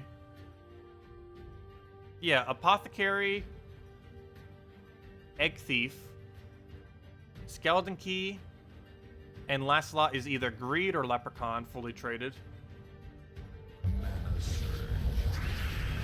If you had to choose just one, I'd probably say Leprechaun because you could use it for other stuff too. It gains a bit less gold, but Greed in general gains less gold in early game due to the fact that he does his gold based on HP. And obviously earlier on in the game you'd have a lot less HP. So yeah, I guess go with Leprechaun then. But yeah, Apothecary, Egg Thief, Leprechaun, Apothecary, well I guess it doesn't matter specifically. But Apothecary, Egg Thief, Hero with Skeleton Key, set as Thief or Titan, and last slot, Leprechaun. It doesn't even necessarily need to be Apothecary, you can just put a frontline tank. If you find you're dying too much, don't even bother going for gold bonus and just put a actual tank there. Something with like 50% reduction. Or higher. Alternatively, you could even go Cockatrice, which would be a nice disable for Entangle and Mana Drain, which would help if you're up against stronger stuff. You could also just put a barrier option there for the same reason, if you happen to be up against stronger stuff. Like you could put a Dwarven Gate there, would be pretty strong. It's a common, so you probably have it laying around, and it would give you barrier for everything, so it would help you stay alive against things that have higher stats than you. Yeah, now that I think about it, Dwarven Gate actually probably would be better than Apothecary in early game. Because the early game plays out a lot differently. Due to, you'll have a lot of battles that are way stronger than you. Because I'm not used to that anymore. Because I have the highest stats in the game. So at most, people can time my stats in PvP. I'm not used to having to actually fight downwards, or upwards, I mean. But you normally need to have like Mana Drain options, Entangle options, Barrier options whenever you fight upwards. There are other various instant kills. You have to have something that deals with it.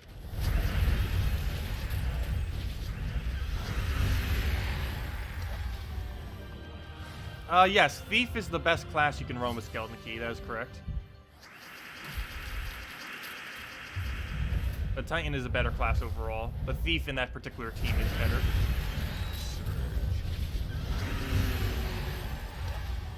Assuming it's fully traded. Because most of the value does come from its final trait in that kind of team.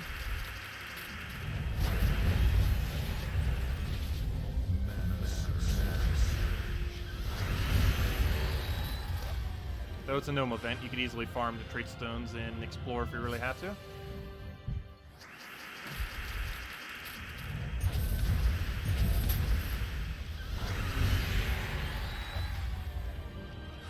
Do you know what the best hero class in the game is to use? It's Titan, hands down. Not even close. Titan is overall the best. It's not the best for absolute everything, but it is overall the absolute best. Do you still play on my 4.0 account? As of recently, no. Actually, I haven't played it for a couple weeks now. Unfortunately. It was a fun account, but no, I don't really do much with it these days. The only time I'm gonna make a new account is if they release on Nintendo Switch and it's not cross-platform. But I have a feeling if they do release on Nintendo Switch, there is a good possibility it will actually be cross-platform, unlike the other console versions. Because I don't think Nintendo has anything against the whole cross-platform thing. Where Sony and Microsoft somewhat does.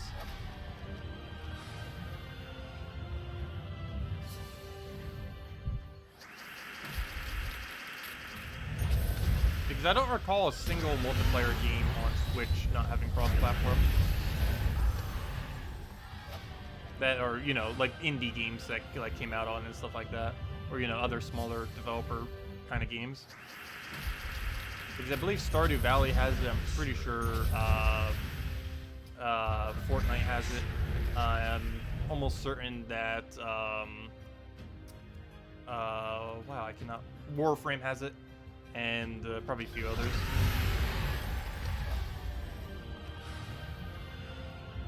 Brawlhalla ended up having it too.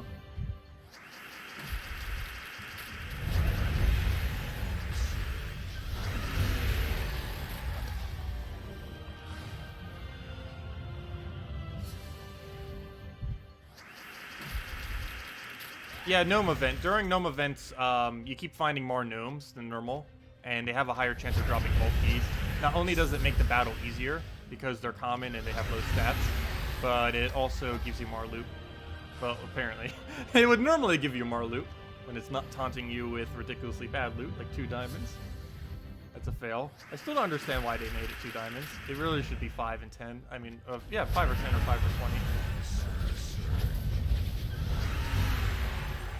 It gives more gems than it gives diamonds. Yet gems are better than diamonds. Doesn't make any sense.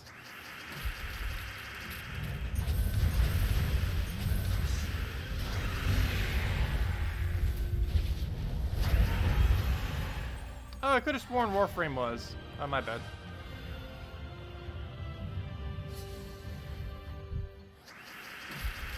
I actually haven't bothered playing any of the free-to-play games on Nintendo Switch yet.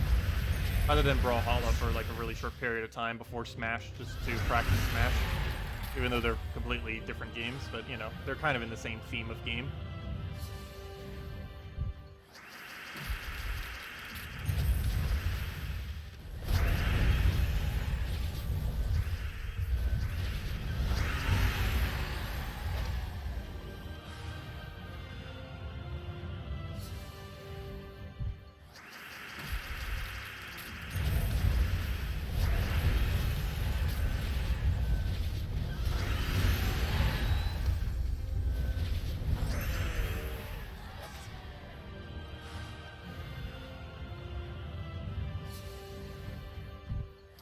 Event keys seem to be worse, but they cost more.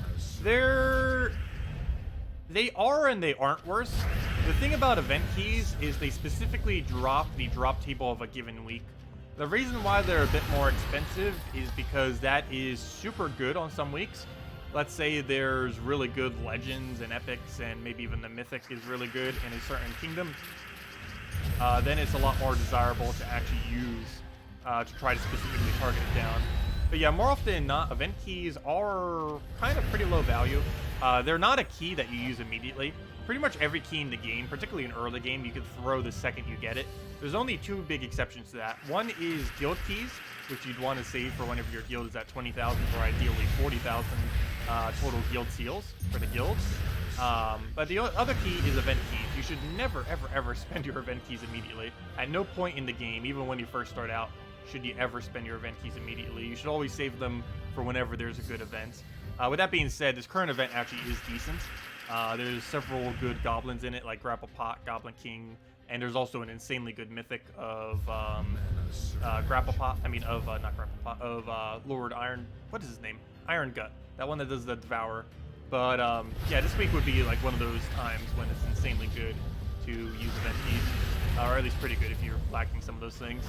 But yeah, more often than not, most event weeks are just completely horrible times to use it. For example, next week you would never want to throw a single event key because it's a really bad event week. Yeah, High King Iron Gut, that's his name.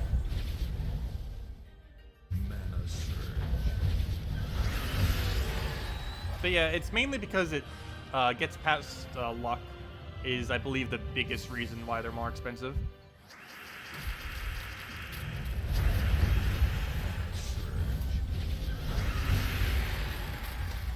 Should you use your event keys this week?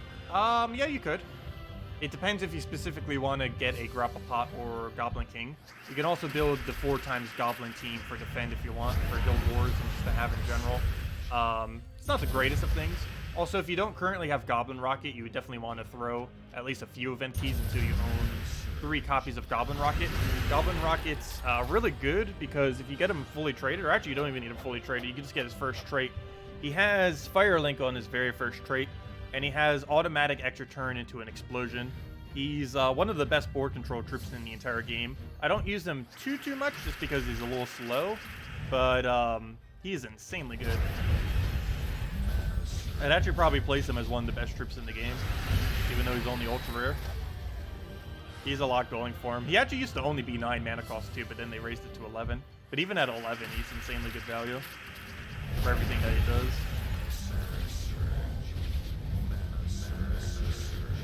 Oh, sorry, Bogdan. What did you say? Hello, Bogdan. Sorry. I was just answering the other question. My bad. But yeah, we've been doing pretty good. We're currently sitting on 4 vault keys total, 3 today, specifically. And we ended up getting a major purple orb earlier, too, which is pretty nice.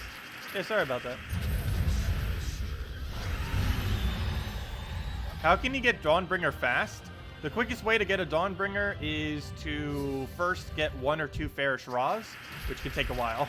But once you finally have 1 or 2 Fairish Raws, you run Dragon Soul, Fairish Ra, or 2 Fairish Raws. If you don't have 2 Fairish Raws, you replace the other one with Azarus or any Necromancy troop, with your last troop either being any hero class that has Purple Storm or Umberwolf, either or. And then you just keep spamming first challenge Divinian Fields or any other weak area. And if you are doing first challenge Divinian Fields, put it to Warlord 2 difficulty, and then you triple cast Dragon Soul, and then you keep doing that, and you'll get like anywhere from like 40 to 60,000 souls per hour, give or take. And yeah, you just keep doing that until you have Dawnbringer. Alternative methods is spam Arena like crazy with Runic Blade.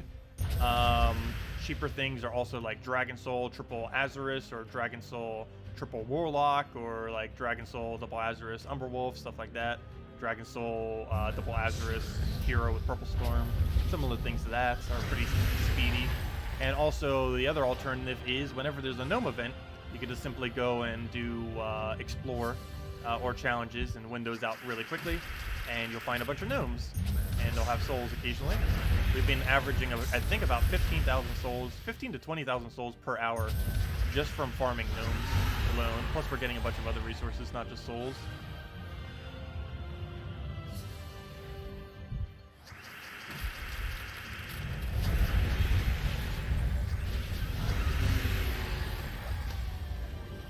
Yeah, there's several different ways you can go about it. It does take a while, though, regardless of which way you go around it. It takes anywhere from 20 to 70 hours to farm Dawnbringer. It seems like a lot, but it is pretty much the best weapon in the game. There are weapons situationally better than it, but it is pretty high up there in the top 10 of best weapons.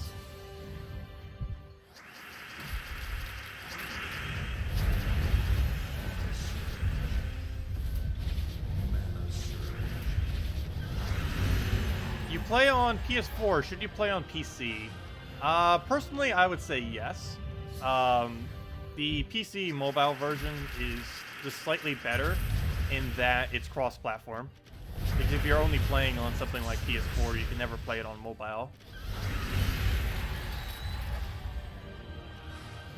Because right now, even though I only exclusively play this on PC, if I ever wanted to, I could easily just link my account to mobile and play it on the go.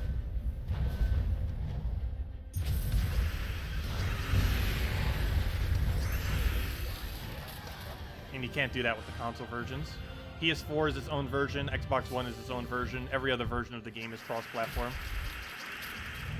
And we still don't know what the state of the Switch version will be whenever it releases. I'm really hoping it'll be cross-platform, but we won't know until it happens. It might be one of the reasons why it's been delayed so much. I believe they are really trying to get it cross-platform. But we'll find out in whenever they finally get around to that. They've hinted at it a lot.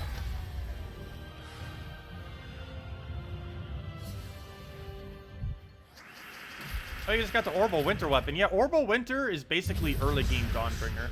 It's nowhere near as good as Dawnbringer, but it's essentially what Dawnbringer does.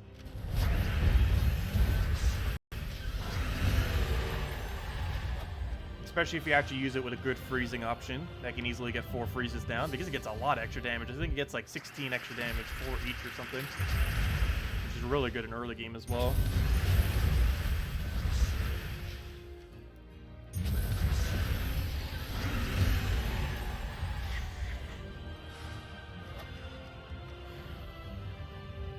Oh, we might finally reach level 1,400 this weekend too. We're getting there. Almost 1,389. We'll probably reach 1,390 by the end of the day. 500 glory, not bad. Yep, another gnome. Back to back. What we like to see. Ideally, we just get one literally every battle. I'll throw that down again. What do we have? Only 100 souls. Not good. Oh wow, 3 back to back to back. Federal loot is pretty bad, but oh well.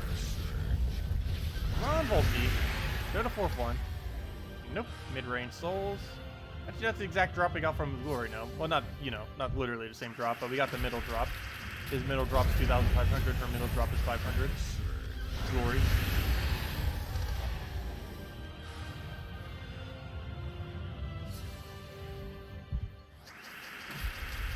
Okay, we'll get our explosion. I'll just drop down, get our sunbird, dead.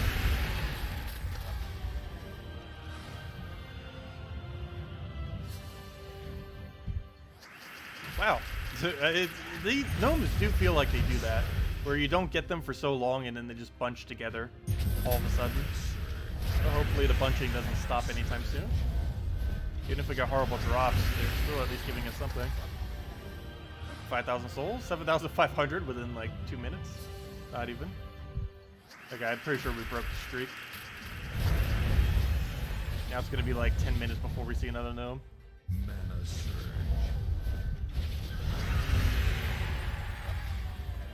Thought we'll gain a level in that time. Easily, in like 3 battles or so.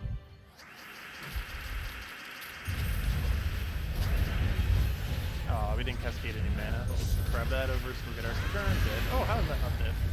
We'll throw that at it.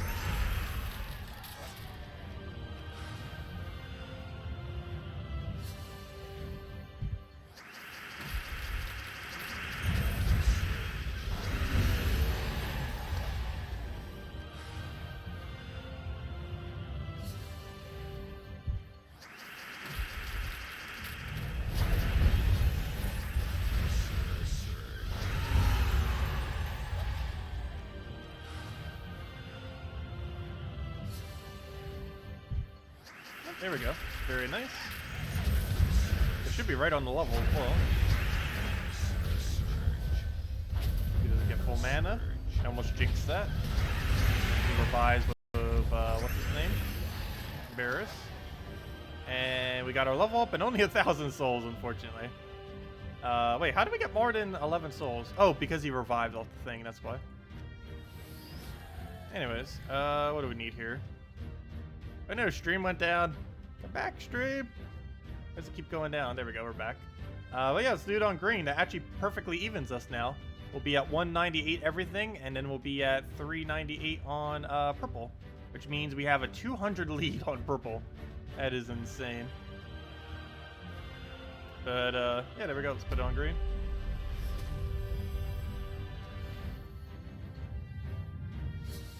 And that's because we put every level up that we possibly could have on purple. For no reason other than why not. I did it initially because way back when this game first started, I did look into it just ever so slightly before I started and noticed that the purple weapons, that's basically where all the AoE weapons and everything were. And at the time, it was the best color type as far as weapons were concerned. So I rushed all in on it. And now I just keep doing it because we always have, so we just keep doing it. These days, I would say brown and red are the best to rush. You rush all in on brown and red, and if there is not any brown or red, you then put it into purple. You don't have to do it that way, but that rushes Mountain Crusher, it rushes Mang, and it'll just give you some of the okay purple AoE weapons and some of the other stuff. But yeah, it's mainly brown and red that you need to focus on, because you get quick Mountain Crusher and you get quick Mang, among two of the best weapons in the game. And Mang makes it a lot easier to take out content that's way stronger than you as well. The first thing you really get, other than random drops that are really efficient at killing things that are higher stats. Which is basically everything when you're first starting the game.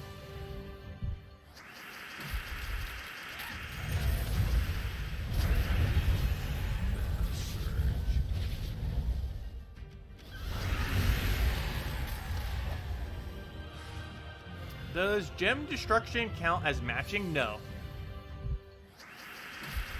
It does not count as matching.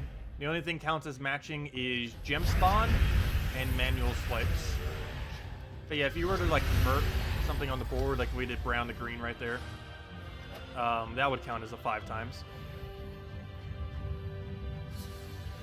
But no, if you destroy a bunch of gems, your banner has no effect. And those achievements that say to do stuff like that have no effect either. Like if you got a daily task that said to do a bunch of 5 times matches, you'd have to specifically go and do 5 times on the board.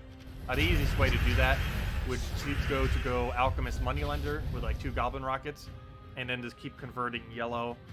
We would cast like yellow on brown, and then like purple to red, and you just keep spamming that over and over again. Use the 2 Goblin Rockets for board control, and you could get it done within like a single battle. With how much loop? Oh, Mountain Crusher and Mang. M-A-N-G. It's, I believe you get it at 23 brown red. I don't even know what it is at these days. I had to keep changing it. But, yeah, some amount of brown and red Hero Mastery, you end up getting Mang. I believe it's easily possible below level 100 now. And basically, the way to play early game these days is go and rush to get Titan Hero class as quickly as possible from Stormheim. Set it as your hero class, and then put all of your leveling into brown and red, and that will give you Titan with Mang, and that alone can solo almost everything in the entire game. Oddly enough, which is kind of pretty broken, but it is the case, and it's the best thing to do when you're first starting out, because regardless of how unlucky you are with drops, you can win almost anything with Mang, or potentially win anything with Mang into Titan Hero class. And then you just basically put 3 supporting troops like Apothecary and 2 other things, if you have it. I'm spelling? I'm pretty bad at spelling too. Probably why I'm so bad at pronouncing stuff. Though I blame autocorrect.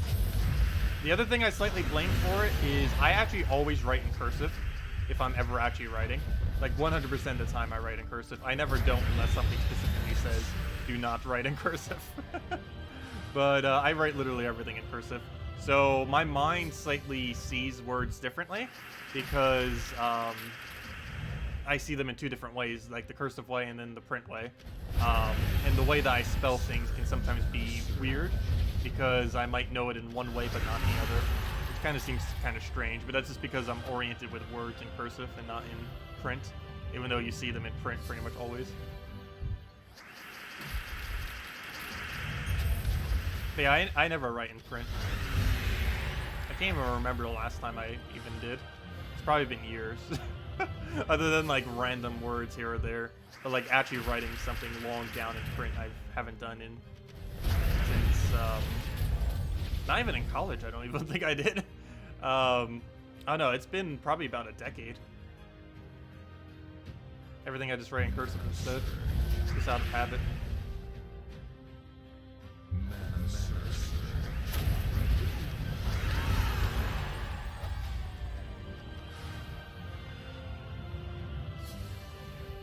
Do level up rewards ever get any better? No. They should, but they don't. But no, every level up reward beyond 1,000, regardless how far you go beyond 1,000, is the exact same. It's only 100 glory and 1 event key.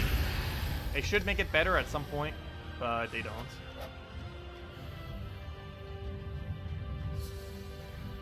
It starts to get pretty trivial beyond level 1,100. Like, the first 100 levels, it seems like you're getting a lot of loot. Oh, come on, stream just went out again. But yeah, the first 100 levels, it seems like you're getting a lot of loot, because you are. But everything beyond that starts to get noticeably slower, to the point that the extra reward for leveling up is basically nothing.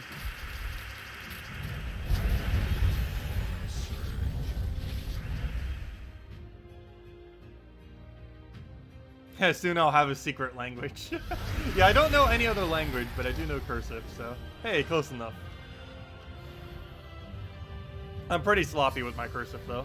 Mainly because I don't write that often.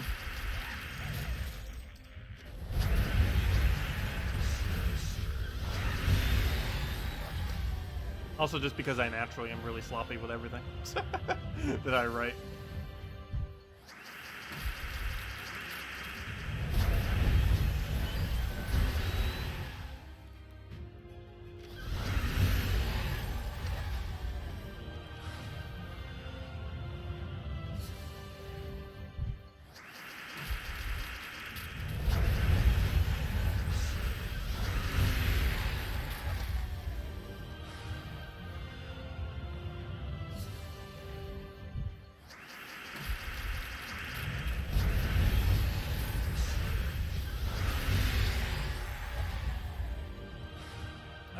Let's see. Why is the Titan class so good?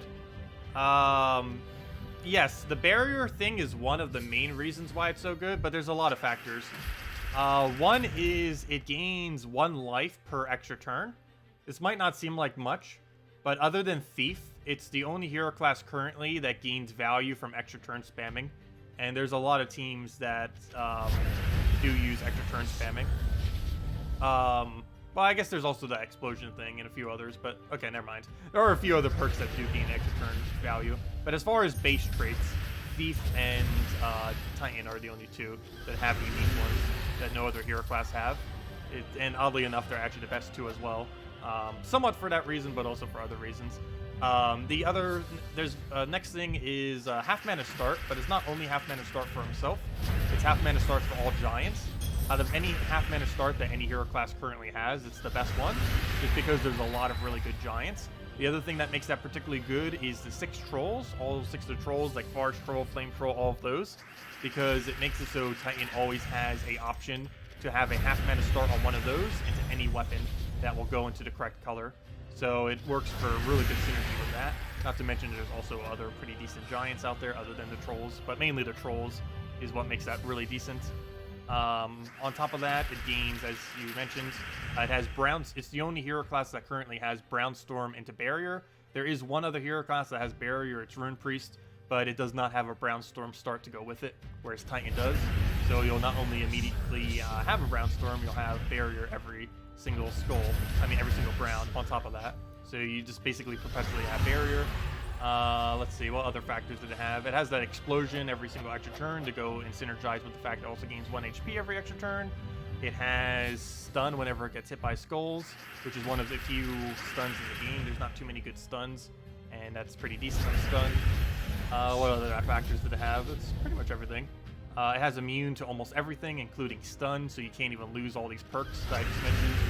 And I believe that's about it. And it's also versatile, so you can use it for other roles. There's not a single slot that it doesn't function in. Normally you do use it in first, second, or third. Normally first or second, but you can literally use it in any slot. It also has perks that can make it utilized for first slot if you want, and skull spam teams like Enrage instead of the explosion. so you can use it more as a skull-oriented troop instead of a protective one. And yeah, it just has a lot going for it, more so than anything else.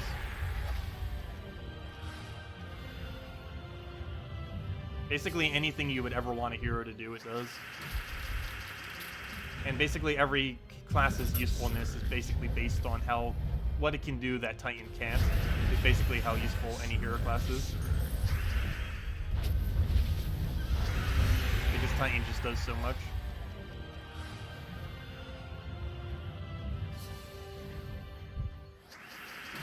How much longer is the stream gonna go for? Probably about another hour or so. 45 minutes to an hour. I'll try getting at least one more bulk key if nothing else. I say that, but we might be here for several hours if I do that. But no, we'll probably stop at around 1, which is about 45 minutes, a little over 45 minutes from now.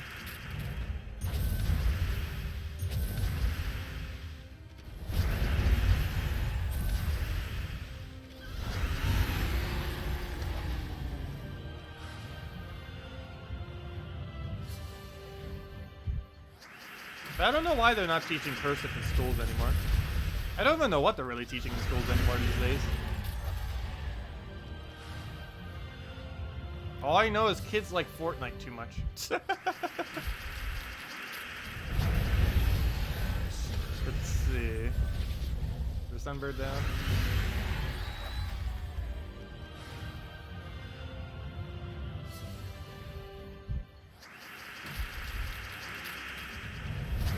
Also, I have no clue what kids will feel nostalgic about these days, as far as like TV shows and stuff. Because when I was born, I was basically just when video games and stuff were picking up. So I remember like all of those in my childhood.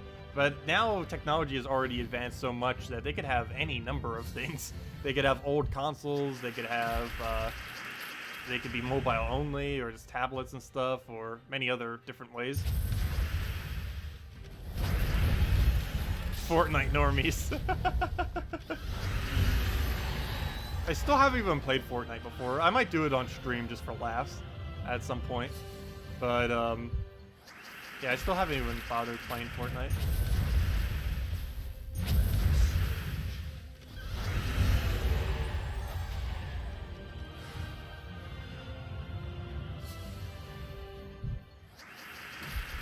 You're working at turning your thief now, or trading your thief now, but is his last trait that good? 7 damage seems low.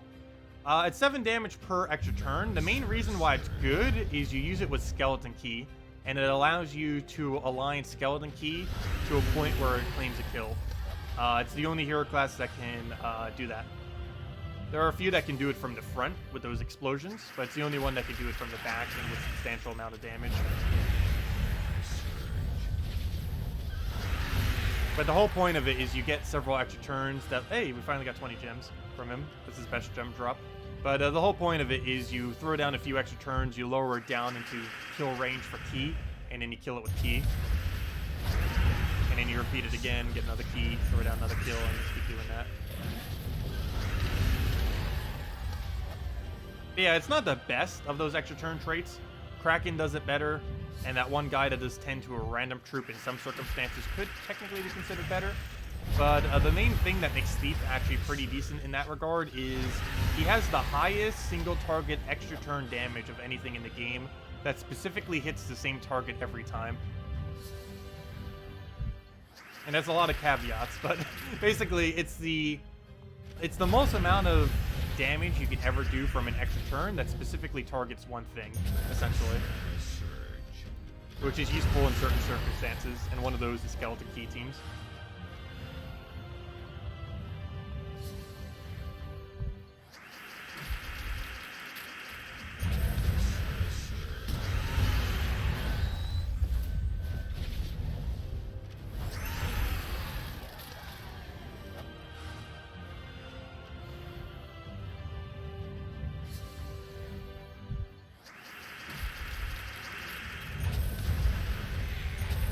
I don't know, I still like writing ever so occasionally. I haven't been doing it as much recently. But I find it a lot easier to write stuff down than it is to type stuff out. At least from a creative standpoint. It always feels so intimidating whenever I need to like type something out on the computer. Whereas it's not as intimidating if I just have to write it out on a piece of paper. Mana surge.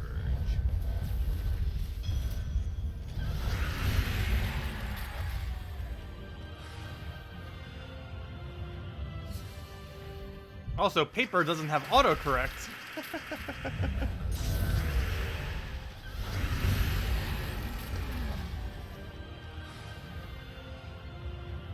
Ha, JZG.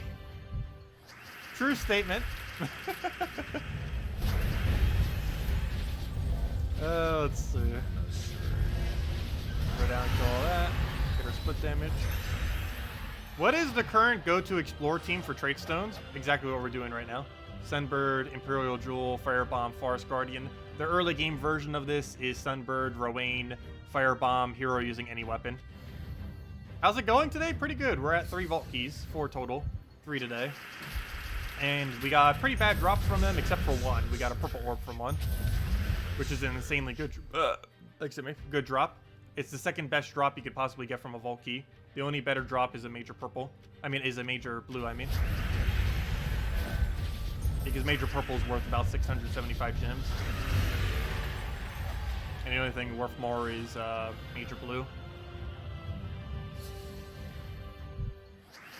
But yeah, that made our day pretty much, that purple orb. Unfortunately, we're not really getting much else as far as loot other than just the normal general stuff, like souls and glory and all that.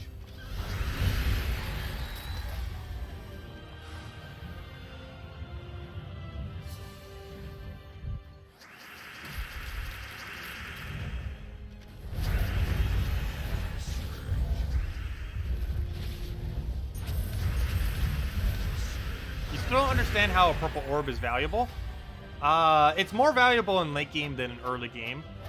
In late game, there's 2 reasons why it's pretty decently valuable. One is you're basically always perpetually going to be at 40,000 total guild seals, so you're going to be getting the best drop rate. The other reason why it's more valuable, at least in late game, is the drop table.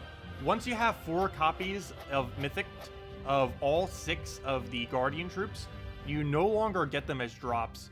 So 100% of my drops are essentially like gem keys for them, meaning that each one of them is essentially a gem key, and one single major purple is 75 gem keys. So it's basically like we just got 75 gem keys, even though it just says it's a purple orb. You could pretty much just view that as 75 gem keys, which is more than 4 times better, or almost 4 times better. It's more than 3 times better than the 20 gem key drop that he has. At least this late in the game. But yeah, seals are guild keys, and guild keys are basically gem keys this late in the game. And that's why they're worth so much.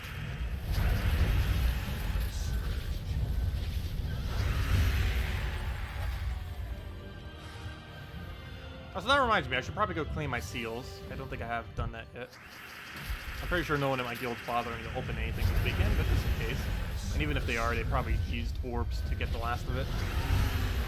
It is so ridiculously easy in late game to get 40,000 seals due to orbs, because orbs count towards your total. Also, just as a reminder, if you are going to use purple orbs, do make sure you get 1,500 first. 1,500 seals for the week. If you use a purple orb prior to having 1,500 seals for a given week, you will waste all of that value. So if you use one that gives 1,500 when you're sitting at 1,000, you're going to waste 500 of the 1,500. You're not technically wasting it, you're still getting 1,500 from it, but you're not going to be able to get that 500 gap that you were missing. So do make sure you get it first. But yeah, let me go claim my seals real quick while we're talking about it. Why Forest Guardian instead of a second Firebomb? Forest Guardian gives Sunbird half mana, which allows us to fill it with 1 Firebomb more often than not. And this late in the game, Sunbird's enough damage more often than not to one-shot the entire enemy team, so we don't really need a second Firebomb. But yes, you can do 2 Firebombs, though, if you don't have Forest Guardian. That's perfectly fine.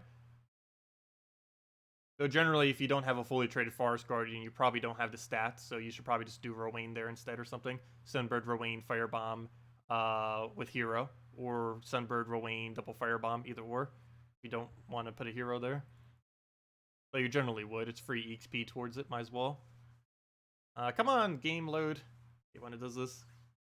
Might just have to restart it again. This is the second time to stream it did it too. Or it just lags whenever we try backing to the main menu. But yeah, I'm just going to completely close it out. Launch it through Steam again. Games, view games library, play. Out of that. I go right back in.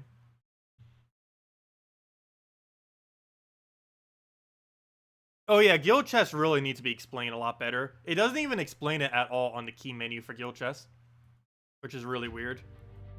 It explains it some in the guild, but even that doesn't fully explain how they work.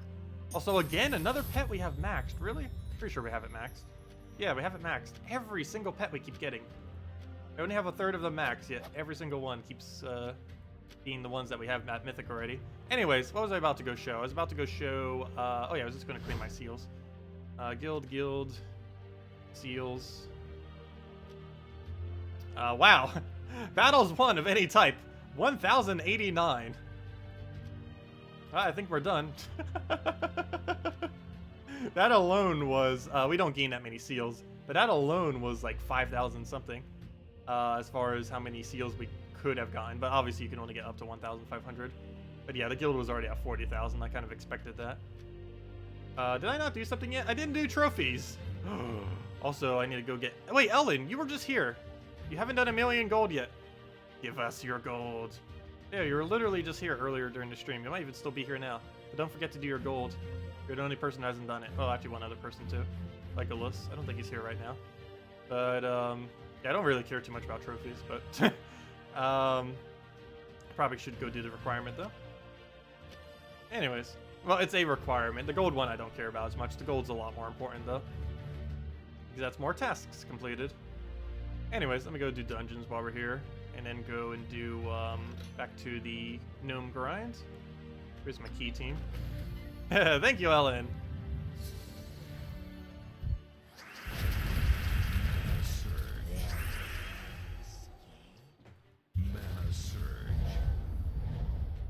Pay a few million and don't do the trophies, pretty much.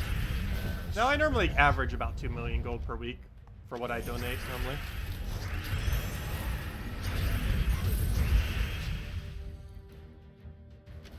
Oh, you were waiting for the daily?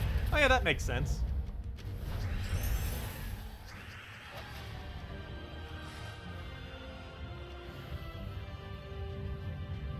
Yeah, the daily actually gives a lot for it, too. I think it gives you like 10 gems or 20 gems or something. Some kind of absurd amount of resources just for contributing 50,000 gold. And this late in the game, 50,000 gold means like 0. It's so easy to obtain. Takes like 15 minutes or less if you're actually farming gold. Like proper methods of farming gold. Which is basically just spam PvP. We'll go see what we get from the legendary task too, which is probably completed. Yeah, 12 gems for just contributing 50,000 gold. It's insanely good value. It's one of those super easy ones that give insanely good loot. It's kind of weird. All the ones that give insanely good loot are surprisingly super easy.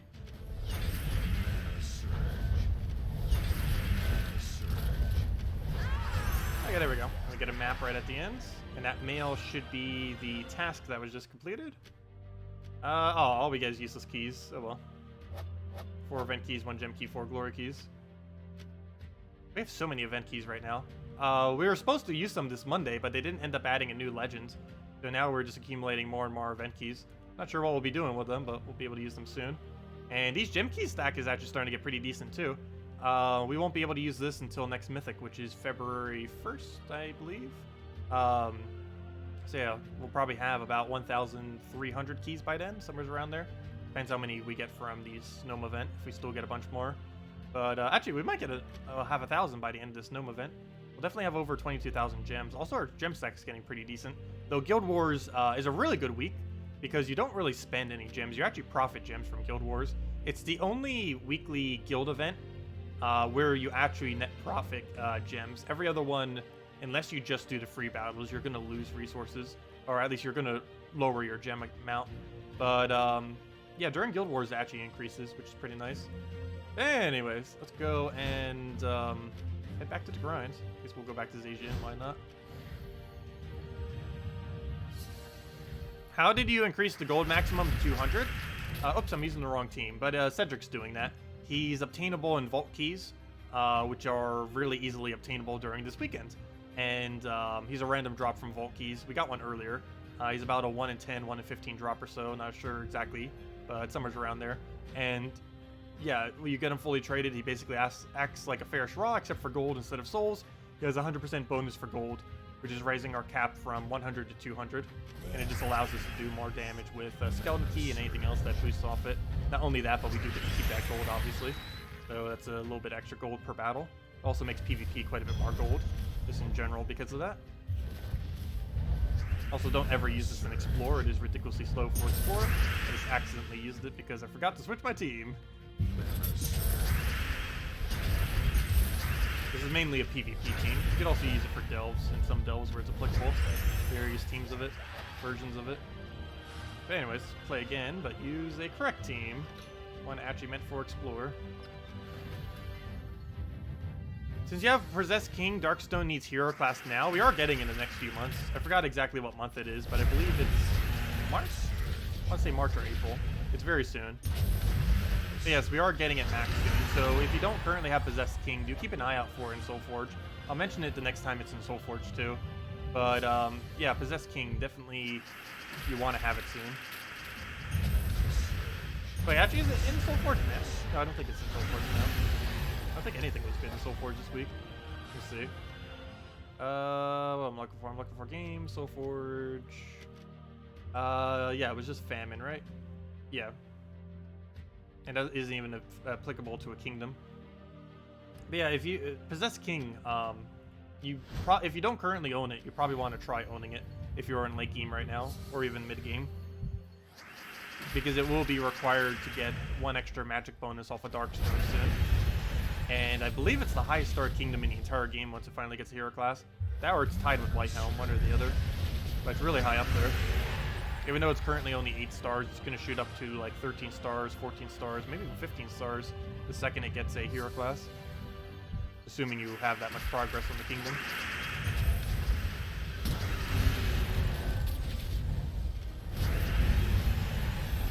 Why do I always spam Explore in Zhejiang? I spam it based on wherever my lowest trait stone is. So we could actually switch to a different one right now. I was just doing it because brown-green was our lowest earlier, which is currently sitting at 280. But now it's no longer our lowest, so we can go to a different one. Let's see, 270, 261, so it looks like we go to Zolkari. Yeah, it's tied with this other one, which is at Lava, which is also 261. So I guess we'll do Zolkari for now. But yeah, I just do it based on whichever place we need trade stones from. Whatever arcane is my lowest is the one I farm in. And right now that is this and Groshnock. Or not Groshnock. What's that one all the way in the top left? Because I wouldn't want to do it in Groshnock. Because I have that annoying revive troop. Or Skea, we can do it in instead. But yeah, I basically just do it based on whatever trade stone I need. And that's how you always do Explore, basically. Whatever trade stone you currently need to trade your legend or mythic that you want to trade, or in the case of us, since we have some more trade stones that we already know what to do with, whichever one is the lowest, I end up just doing the Explore there.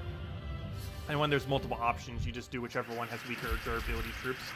In this case, Zolkari has weaker stuff than Bright Forest. It has really high attack on some of the troops, which makes their durability low. Any troops that have high attack have low durability. Durability being HP and armor.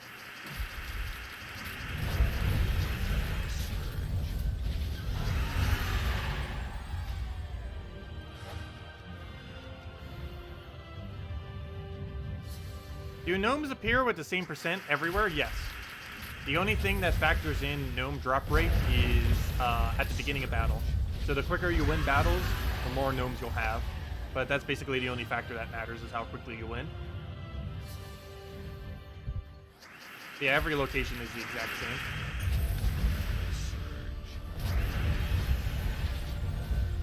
But obviously locations where you can win quicker are better. So things like challenges, explorers, weaker explorers, challenges that you can easily wipe in one single hit, stuff like that are the best locations to do it in. You can still do it in other places like PvP, arena and stuff, but it's generally slower. it's the same drop right there, so you're getting a lot less gnomes because the battles take longer. Whereas here, we're getting them done in like 15 to 20 seconds each. Which is easily 3 to 4 per minute. I mean, yeah, that's right. 3 to 4 per minute.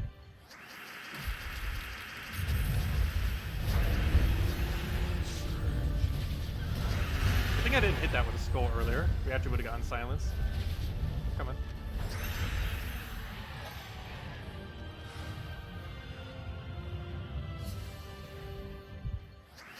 If you use Umberwolf, that creates Darkstorm every turn, and Skady, that creates Ice Storm every turn, which storm will occur, whichever one is lowest in your team. Traits, while it's not applicable in most situations, the way that traits trigger in this game is from top left to bottom right. So the trait order of triggering is 1st, 2nd, 3rd, 4th, 5th, 6th, 7th, and 8th. Traits will always trigger in that order. So anything that ever does something will always go that way. It's one of the reasons why anything that does a Darkstorm on death is actually a little bit potentially bad, because if the enemy has one that triggers on the enemy's death, if you have one that triggers on your own death and the enemy has one that triggers on the enemy's death, theirs will always overwrite yours because it goes in trait order, and since you always go first as the player, the AI will always be able to counter it with their trait.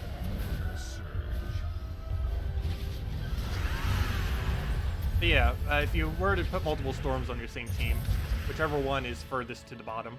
So if you guarantee one to have it, you just need to make sure it's below the other one. That would determine which storm you get.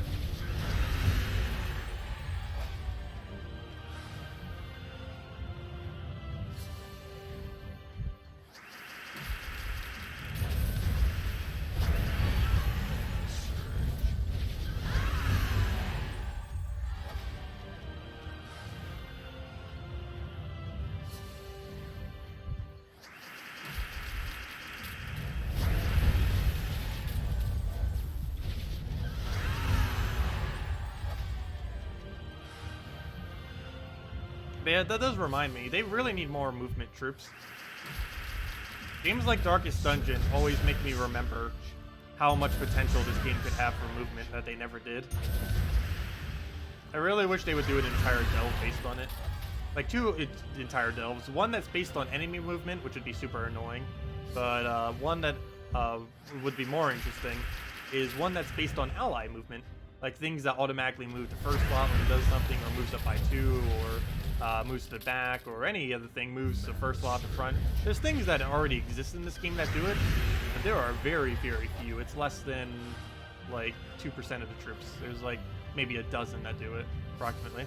Any keys yet? Yes, we've gotten 3 keys so far. Only good thing we got from them though is a purple orb, so that's a really good thing. Second best drop out of them. 675 gems worth, 75 gem keys essentially. Oh, okay, never mind, I jinxed it. We have 4 now. That's a great jinx, though. But yeah, we have 4. 5 total. 1 yesterday, 4 today. And 1 literally right now. Perfect timing. Keep saying that. Maybe we'll get one every time. Let's see. Okay, get a sunbird down. Let's do whatever. Dead. Come on, something good. We got 2 major orbs so far. One was purple, one was orange. No! And we got 2 Cedric so far as well. Useless Cedric. Well, at least we got an event key in there. That made up for every other useless drop that came in there. I guess 10,000 gold isn't horrible, but that's a pretty bad key. Second Cedric key as well. But yeah, if you don't have Cedric yet, go get your Cedrics.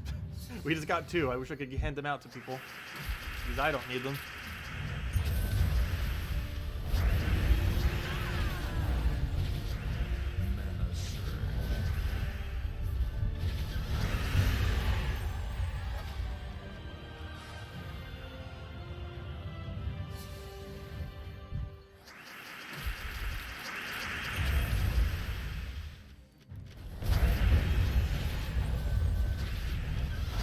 You sure could use them. But yeah, there's still plenty of time to try to get a Cedric if you don't currently own one. I highly advise it. There's a lot of stuff he's used for these days. And even though he's a legendary, he's basically like a mythic. He's used the exact same way that Ferris Raw is used for. Ferris Raw is slightly more useful, but I don't know, he's still good. Nothing else he's used for quick gold teams.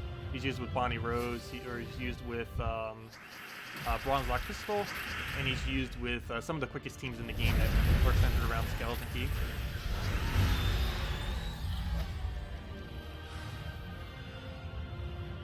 So far, the only thing we've been getting is orbs and Cedrics. We got a small orange, 2 Cedrics, and a major orange. Oh, wait, sorry. Yeah, we got a small orange, a major purple, and 2 Cedrics. So we've gotten 3 orbs, and 2 of them have been majors out of the 5. And the rest have just been Cedrics. We actually hit pretty lucky then. Unfortunately, we don't need Cedrics, but overall, it's still pretty lucky. Well, even if you win slower, it's still worth doing. You might even want to go do Arena then if you're winning like super slower, like if you still need souls and stuff. Because there is such a thing as doing Explore too early in the game. If you're below level 200, you generally don't explore too much. Definitely below 100, you don't really touch it much. But, I don't know, once you start getting stats, all you need is Sunbird Rowan and throw a Firebomb there, cast both once. It will be quite a bit slower, you'll probably only win twice per minute, but you'll still win at a decent speed compared to other options.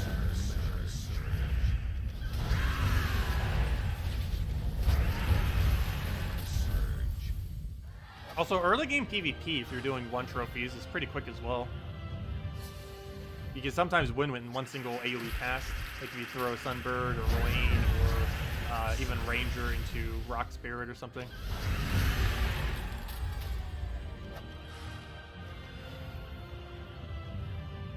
Because if you're still around like the level 100, 200 range, you can still find people that literally just started the game, like level 10s, level 20s. Not always, but they're a lot more frequent than this late in the game. So oddly enough, even this late in the game, we can still find them. But it's really rare. It's like 1 in 100 battles, if even that.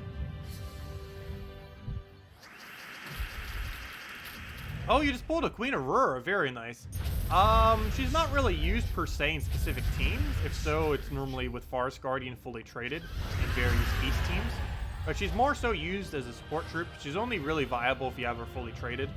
Basically, her whole value is literally her final trait, and that she gains 1 mana. It's basically a 6-way link. It gives +1 mana to all 6 of the colors.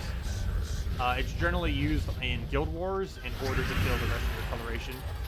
It's not really used for much else. You can use it for Guild Wars, you can use it for Delves, you can use it for Tower of Doom. You really only use it if you're color restricted. You should never really use her if you're not color restricted. But the whole point of her is when you're under color restriction, you gain a lot more mana. Well, it always gains a lot more mana, but that's the only time when it's particularly applicable to use. So as far as specific teams, that really depends what you're trying to use her for. You would never actually put her in PvP or anything like that. It's too slow to bother with. Even in early game, it's too slow.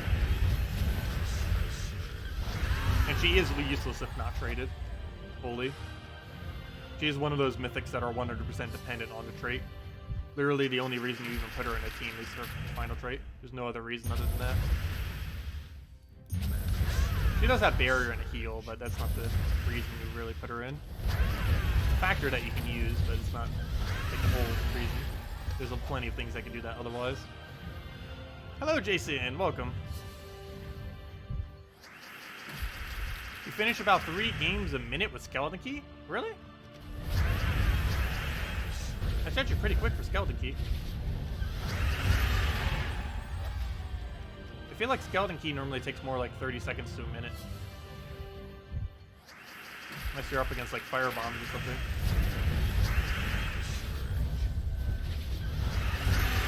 And by 30 seconds, I mean if it was like Ren and Explore. There's very few battles that you do in 30 seconds in PvP, other than those like really, really weak ones that are deliberately set up to be weak.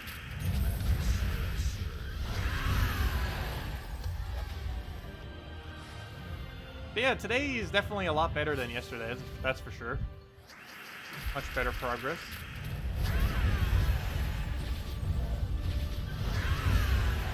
But yeah, I did say the other day I kind of wanted to try for 6 keys. We're pretty much there. We're 1 key short of making 6 keys total.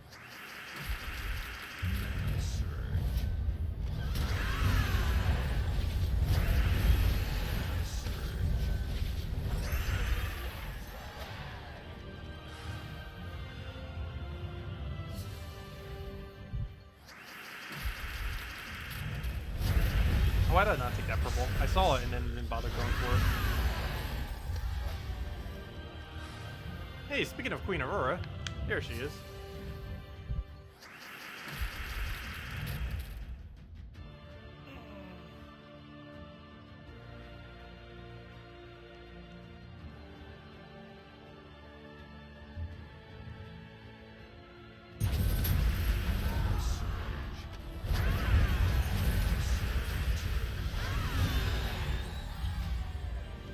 First explorer of the day, and you got a gnome key, or you got a key gnome with 3 event keys. Very nice. That's definitely a nice way to start.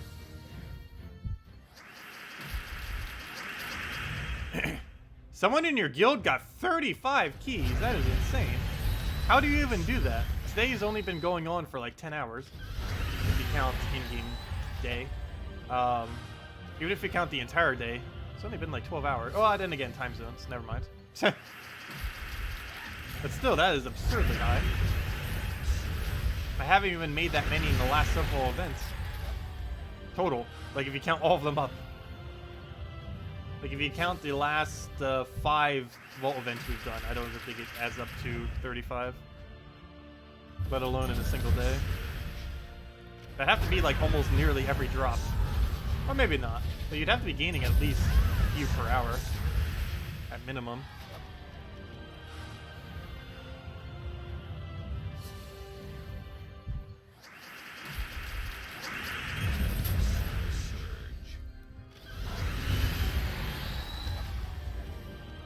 So technically today, that is our rate.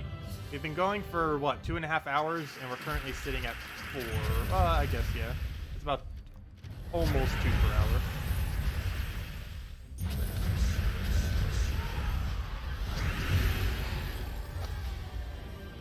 But yesterday we went 3 hours for only 1.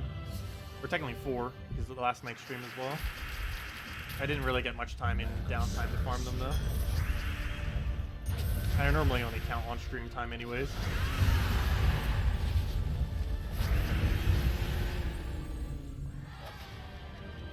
Another arcane. Very nice. We're prepared for you, upcoming patch. We'll have all the arcanes we'll ever need, hopefully. I say that, and they're probably going to add things that require hundreds of them. Which is more than we have, currently.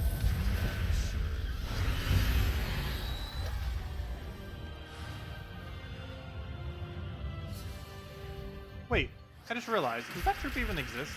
Oh, yes it does. Never mind. That was one of those dead invasion troops or raid troops from a while back. They just didn't recognize it. Yeah, a lot of those raid and invasion troops, I really wish they would stop. Because one thing that they actually already confirmed that they would do is they're going to be adding even more raid and invasion troops. Even after every single kingdom has one raid and invasion troop, they're still going to add more, which honestly doesn't make any sense. You'll still be able to use the old one, but they're going to add another one on top of it, which, I don't know, that I wish they wouldn't do that. They haven't done it yet, but based on what they said, it seems like that's what they're going to do, and they really shouldn't, because that's just even more useless troops. Every raid and invasion troop in the current state of the game gets used for almost nothing. Like, if they added a game mode in the future that had a bunch of towers and bosses in it, I could kind of understand. But they don't seem to have any intention to do that. Which is concerning, because then we're just going to have, like, eventually, like, 1/10 the troops in the game are just going to be useless raid invasion troops that you never use for more than, like, a week. So, in all fairness, a lot of content in this game is on the level of uselessness. But, still, they are truly that way because they lose almost all their value after their event. And there's only so many things that they could try to do with them to make them viable. Though some of the more recent ones have been a bit more viable. Like, the most recent one from the other week was, that 1-to-3 boost ratio based on all of his stats. That was absurdly good. It was actually the best one they added for raids ever. It's still not that good outside of raids, but it's improving compared to some of the others. Whoa, Vault Key! That is our 5th key today. Very nice. Well, yeah, that's an average of 2 per hour. We're at the 2.5 hour mark. right there. Very nice. Yeah, 5 today, 6 total. Well, I already reached the total I wanted to get, but we'll still keep going, of course. Now, let's see what's in it. Hopefully something shiny. So far it's 1 small orange, 1 big orange, 1 big purple, and 2 Cedrics. What else do we have? Come on, big blue. No, anything that's of value. Maybe 100 gem drop, 250 gem, 20 gem keys. Something good. Anything but a common. I would even take 60,000 gold over a common. I shouldn't say that though, because then he's going to give us 60,000 gold, which is a horrible drop. That's better than a common. Okay, we got a small orb.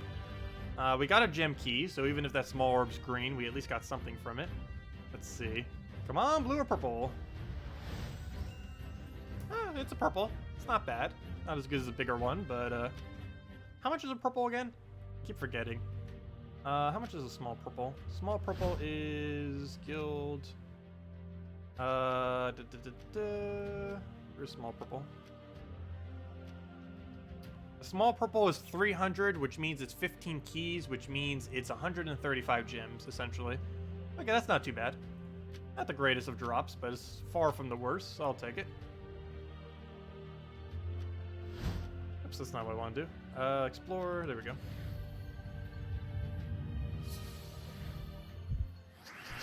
Do you have back-to-back vault keys? It's been a while since we got back-to-back vault keys. We have done it before, where we literally do a battle, then the next battle is a vault key.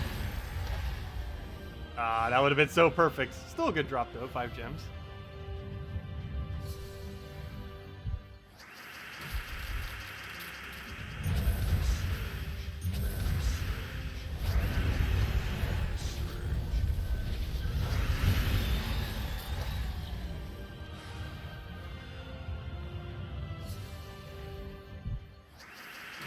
Wow, a lot of gnomes all of a sudden.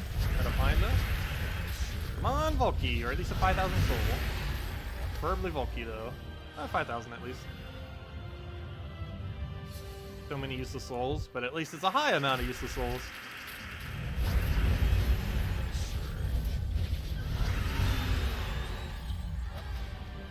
We recently passed 4 million souls this week as well. We'll probably have over 5 million before they add anything again that actually uses souls effectively. See you, Wizzo. Have a good weekend.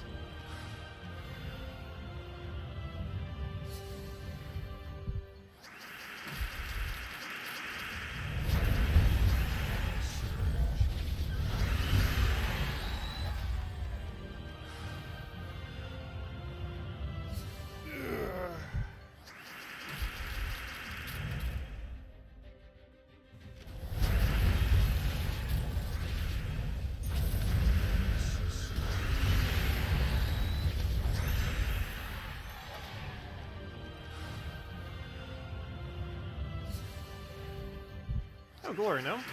Best of all the gnomes. Can't even complain when seeing that. Not a single drop is bad. Even 200 glory is decent. Oh, it would. But, yeah, I'm not too disappointed with 200 glory.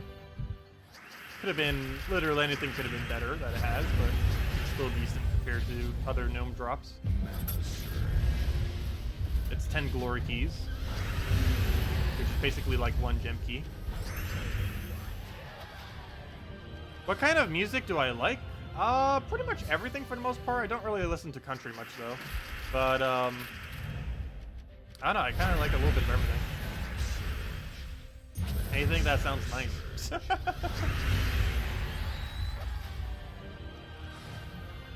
Or it just depends on my mood at a given time. I listen to everything from classical all the way to like rap stuff. Pretty much everything.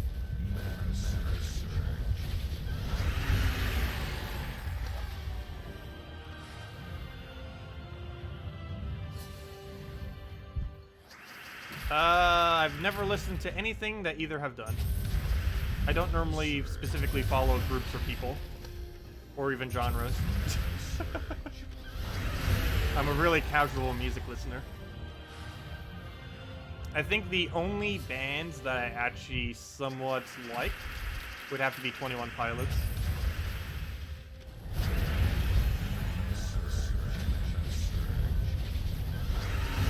But every other individual person I don't really follow, nor genre or anything like that, or group.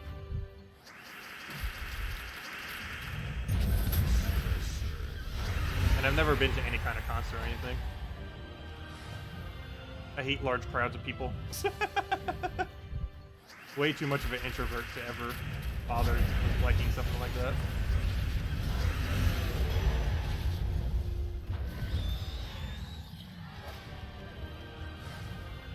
I'd probably try it eventually just for fun, but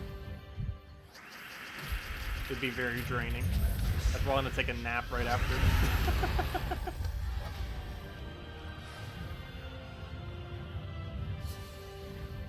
I get the same way even just from doing these streams. Any amount of talking or talking with people just really drains me very quick. As well as just large crowds of people. And even though I can't see you, there's still 71 of you out there.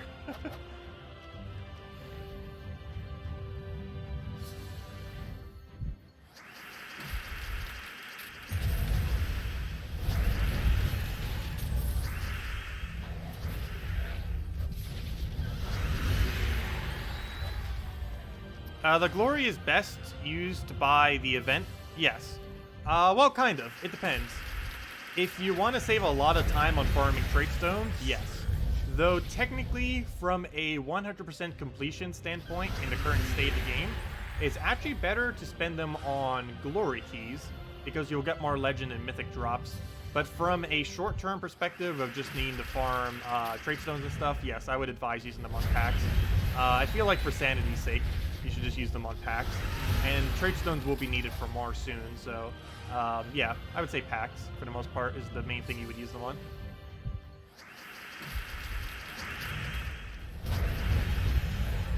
Because they great, particularly the ones that cost 400 glory each, they give you 2 arcanes. They are basically the best value because of how much arcane you can get. It greatly, drastically reduces the amount of time you'll ever need to do to farm those resources. Plus you get whatever the new troop is, which is generally not horrible. Sometimes it is. Like this turtle one was kind of average this week. But more often than not, newer content does tend to be at least somewhat okay. It's very rare that they just completely add 100% dead content, new content. It does happen, but it's a lot rarer than normal other stuff. Did I play Gems of War once it released? Yes. I pretty much started immediately. I started about 1 week after release or so. At least on the PC release anyways. It was available in Australia about a month earlier, and it was available on one single mobile version. I believe, I forget which one. But, and it was available on one mobile version a couple weeks prior to that as well. But, yeah, as soon as it launched on PC, like about a week after the fact, not even, I think it was like 5 days I've been playing. So essentially since day one. Which was, what, almost 4 years ago, right?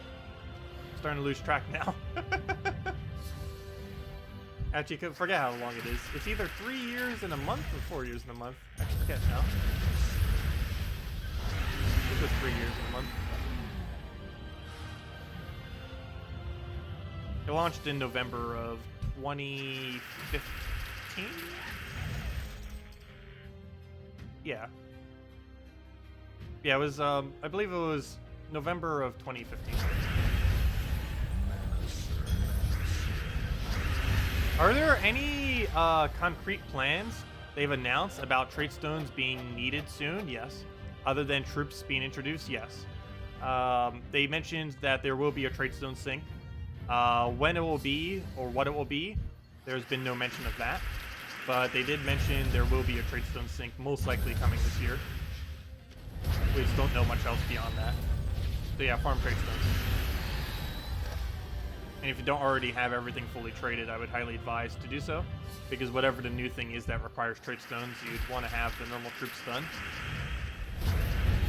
It wouldn't be required, but it would definitely be more helpful. And whatever they might be adding as a trait stone sync might actually be useful. We don't know any details about it though. Other than that it will most likely happen. and that it will happen most likely this year, probably in the next several months, maybe even sooner. For all we know, it could be next patch, which would likely be in about March or so. But at this current moment in time, we don't know anything that's in next patch, I don't believe.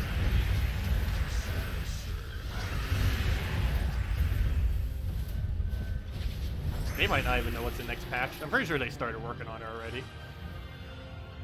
But we did just have a mini patch already.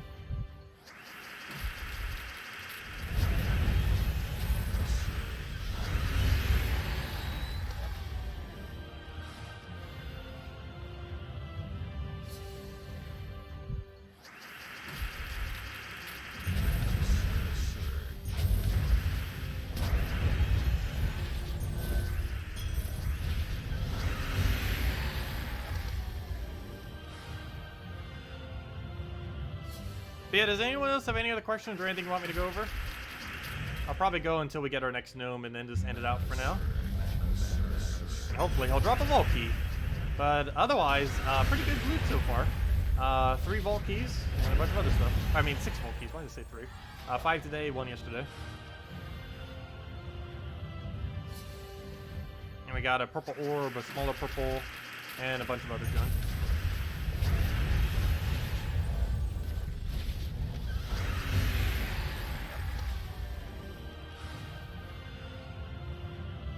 Do chests give better odds if you open more? No. Chests have the exact same drop table regardless of how many you open. However, if you're specifically spending gems on any chest, this is applicable for gem keys, event keys, and for VIP keys. If you're specifically spending gems on chests, it is best to open them 50 at a time. And it's not because their drop rate is better, it's because they cost slightly less gems. Normally, for example, a gem key would cost 10 gems each, but if you open them 50 at a time, they cost 9 gems each. And event keys and VIP keys are the exact same way, and that's the more you buy at one single time, the cheaper they are. However, if you already have the physical key, you do not need to open them that way. So for example, if you have, let's just say 36 physical gem keys, it doesn't matter if you open them and not do 50 at a time, simply because you already own the key, so they're not going to charge you more gems for it because it costs 0 gems since you already have the key. But whenever you're specifically spending gems for gem keys, event keys, or VIP keys, you generally always want to do it in 50. Otherwise, you're basically wasting more gems than you need to. More often not, the best value of the 3 is throwing 50 bulks of gem keys, which are 450 gems each. Because that gives you a nice range of everything. It gives you ingots, it gives you ultra rares plus, and it has a decent chance of getting legends and mythics.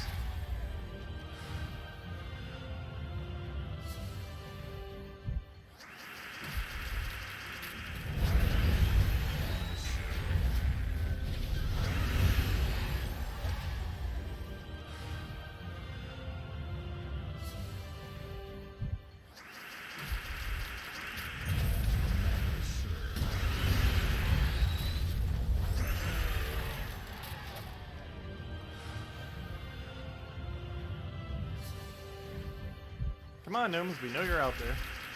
Move that over, grab yourself explosion. Maybe a sunbird in there.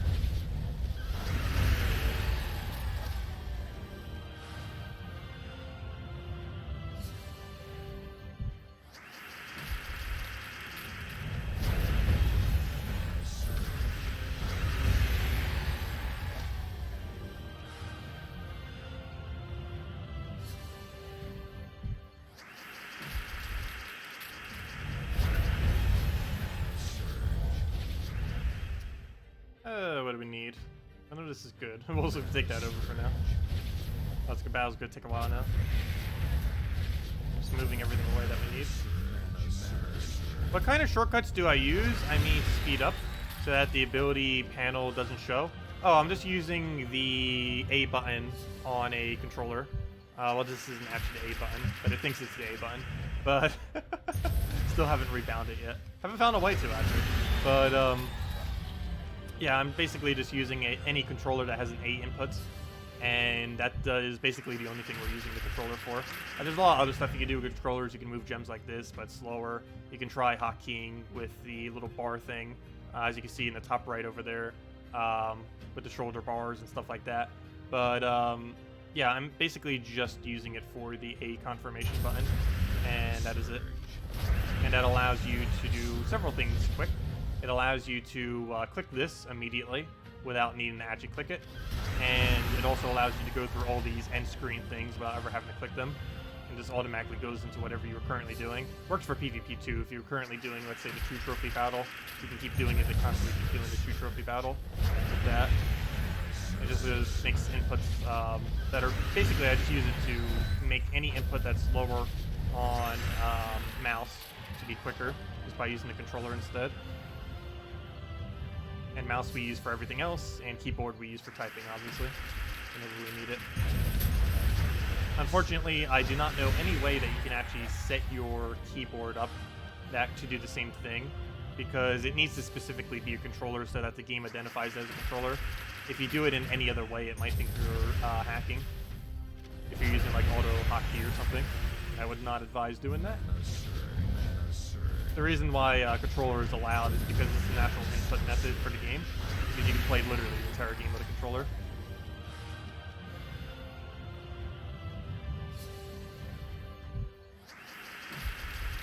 Yeah, it's kind of funny because you can keep seeing it switching between if we do like mouse and controller. It actually has 0 delay with switching, which is kind of cool.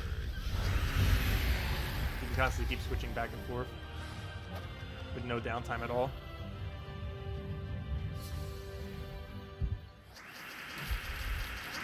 I don't know why. There's a lot of small optimizations with casting.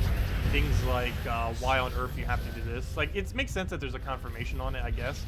But it doesn't make sense that there's no quick way of clicking that button other than using a controller or something else.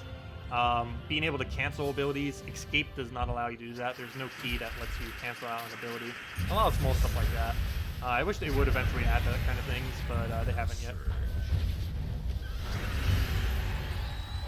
But yeah, eventually they'll probably get back around to those small tweaks, hopefully. But at the current moment, they don't exist. Except for this one. So you have to do it by weird means.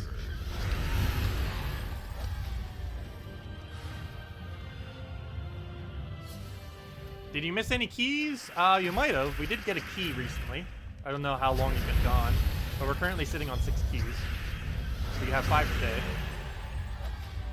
But yeah, we got a purple orb, a small purple. I don't know if you missed that one. You might have been here for it. That was like, what, 10 minutes ago or so?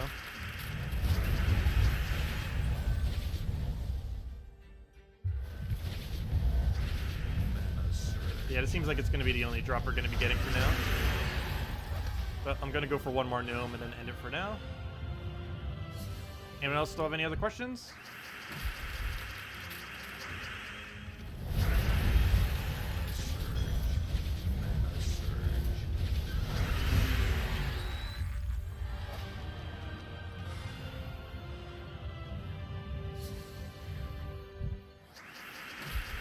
Every single time I only need one gnome. It wants to be elusive for like half an hour. That does feel like gnomes in a nutshell though. They don't come for a while and then they all come at once.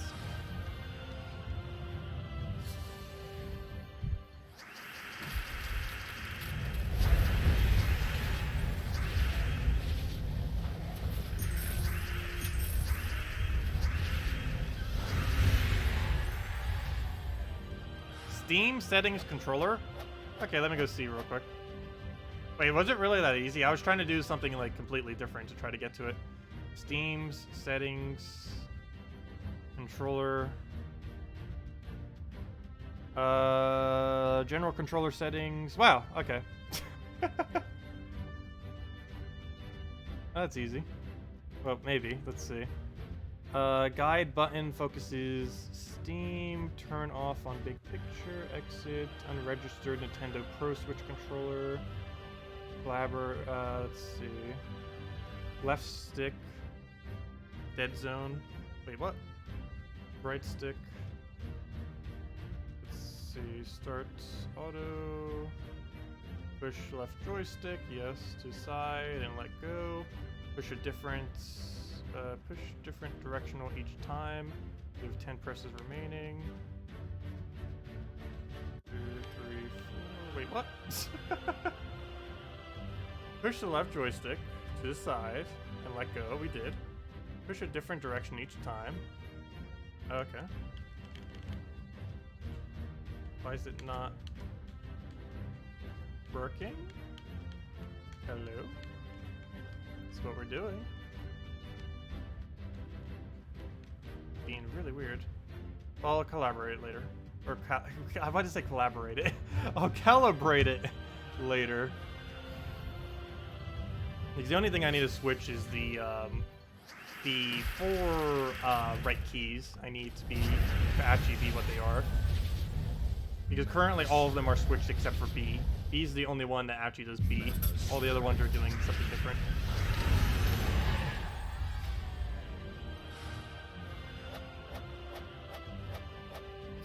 Good regular defense team for like level 300, but mostly by questing. Wait, what do you mean by questing in that regard? But as far as defend teams in general tend to lose a lot. The only time you ever need to set good defend teams is Guild Wars. Every other location, you don't need to bother.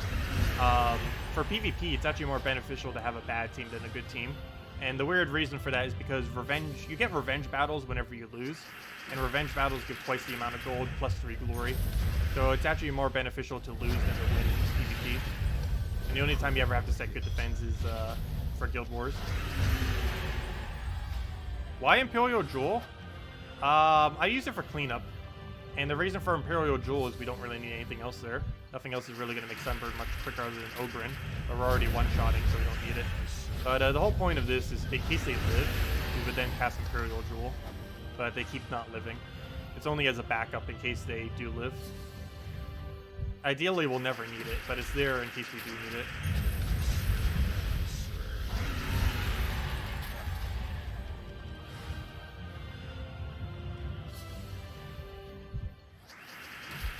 Oh, there we go. There's our gnome. Come on, Vault Key. Or if not a Vault Key, at least every drop is good. But come on, Vault Key. Vault Key or 1,000 glory. I don't even know which one I want more. They're both amazing. Let's see. No, only 200 glory, but still, that's not horrible. But that's much worse than other drops it has. But anyways, guys, I'm gonna be heading out for now. Unfortunately, it's too gloomy of a day to walk. But go munch some, chill for a little bit, hopefully record some stuff. And I'll be back in 7 hours from now at 8 p.m. Eastern Standard Time, and then we will be going and basically hunting more gnomes. We'll also be doing Blue Guild War Day, which is pretty easy. If you don't have any blue teams, you basically just build entirely around Azura. It's pretty... The troops you have to use are a little bit weird, but luckily there's Azura, and Azura is enough to just hold down the entire team, so it's normally fine. Corvash Azura or any other combinations tend to be pretty decent. But anyways, guys, I'm going to be heading out for now. Hope you all have a wonderful rest of your weekend. Best of luck with the gnome grinds and vault keys and everything else. Definitely make sure to do it if you have free time, as it is insanely good value. And I will catch all of you later. Goodbye, everyone. And thanks for stopping by. And leave a like if you can. It really helps out the channel and the stream and everything. Thank you, everyone. Goodbye.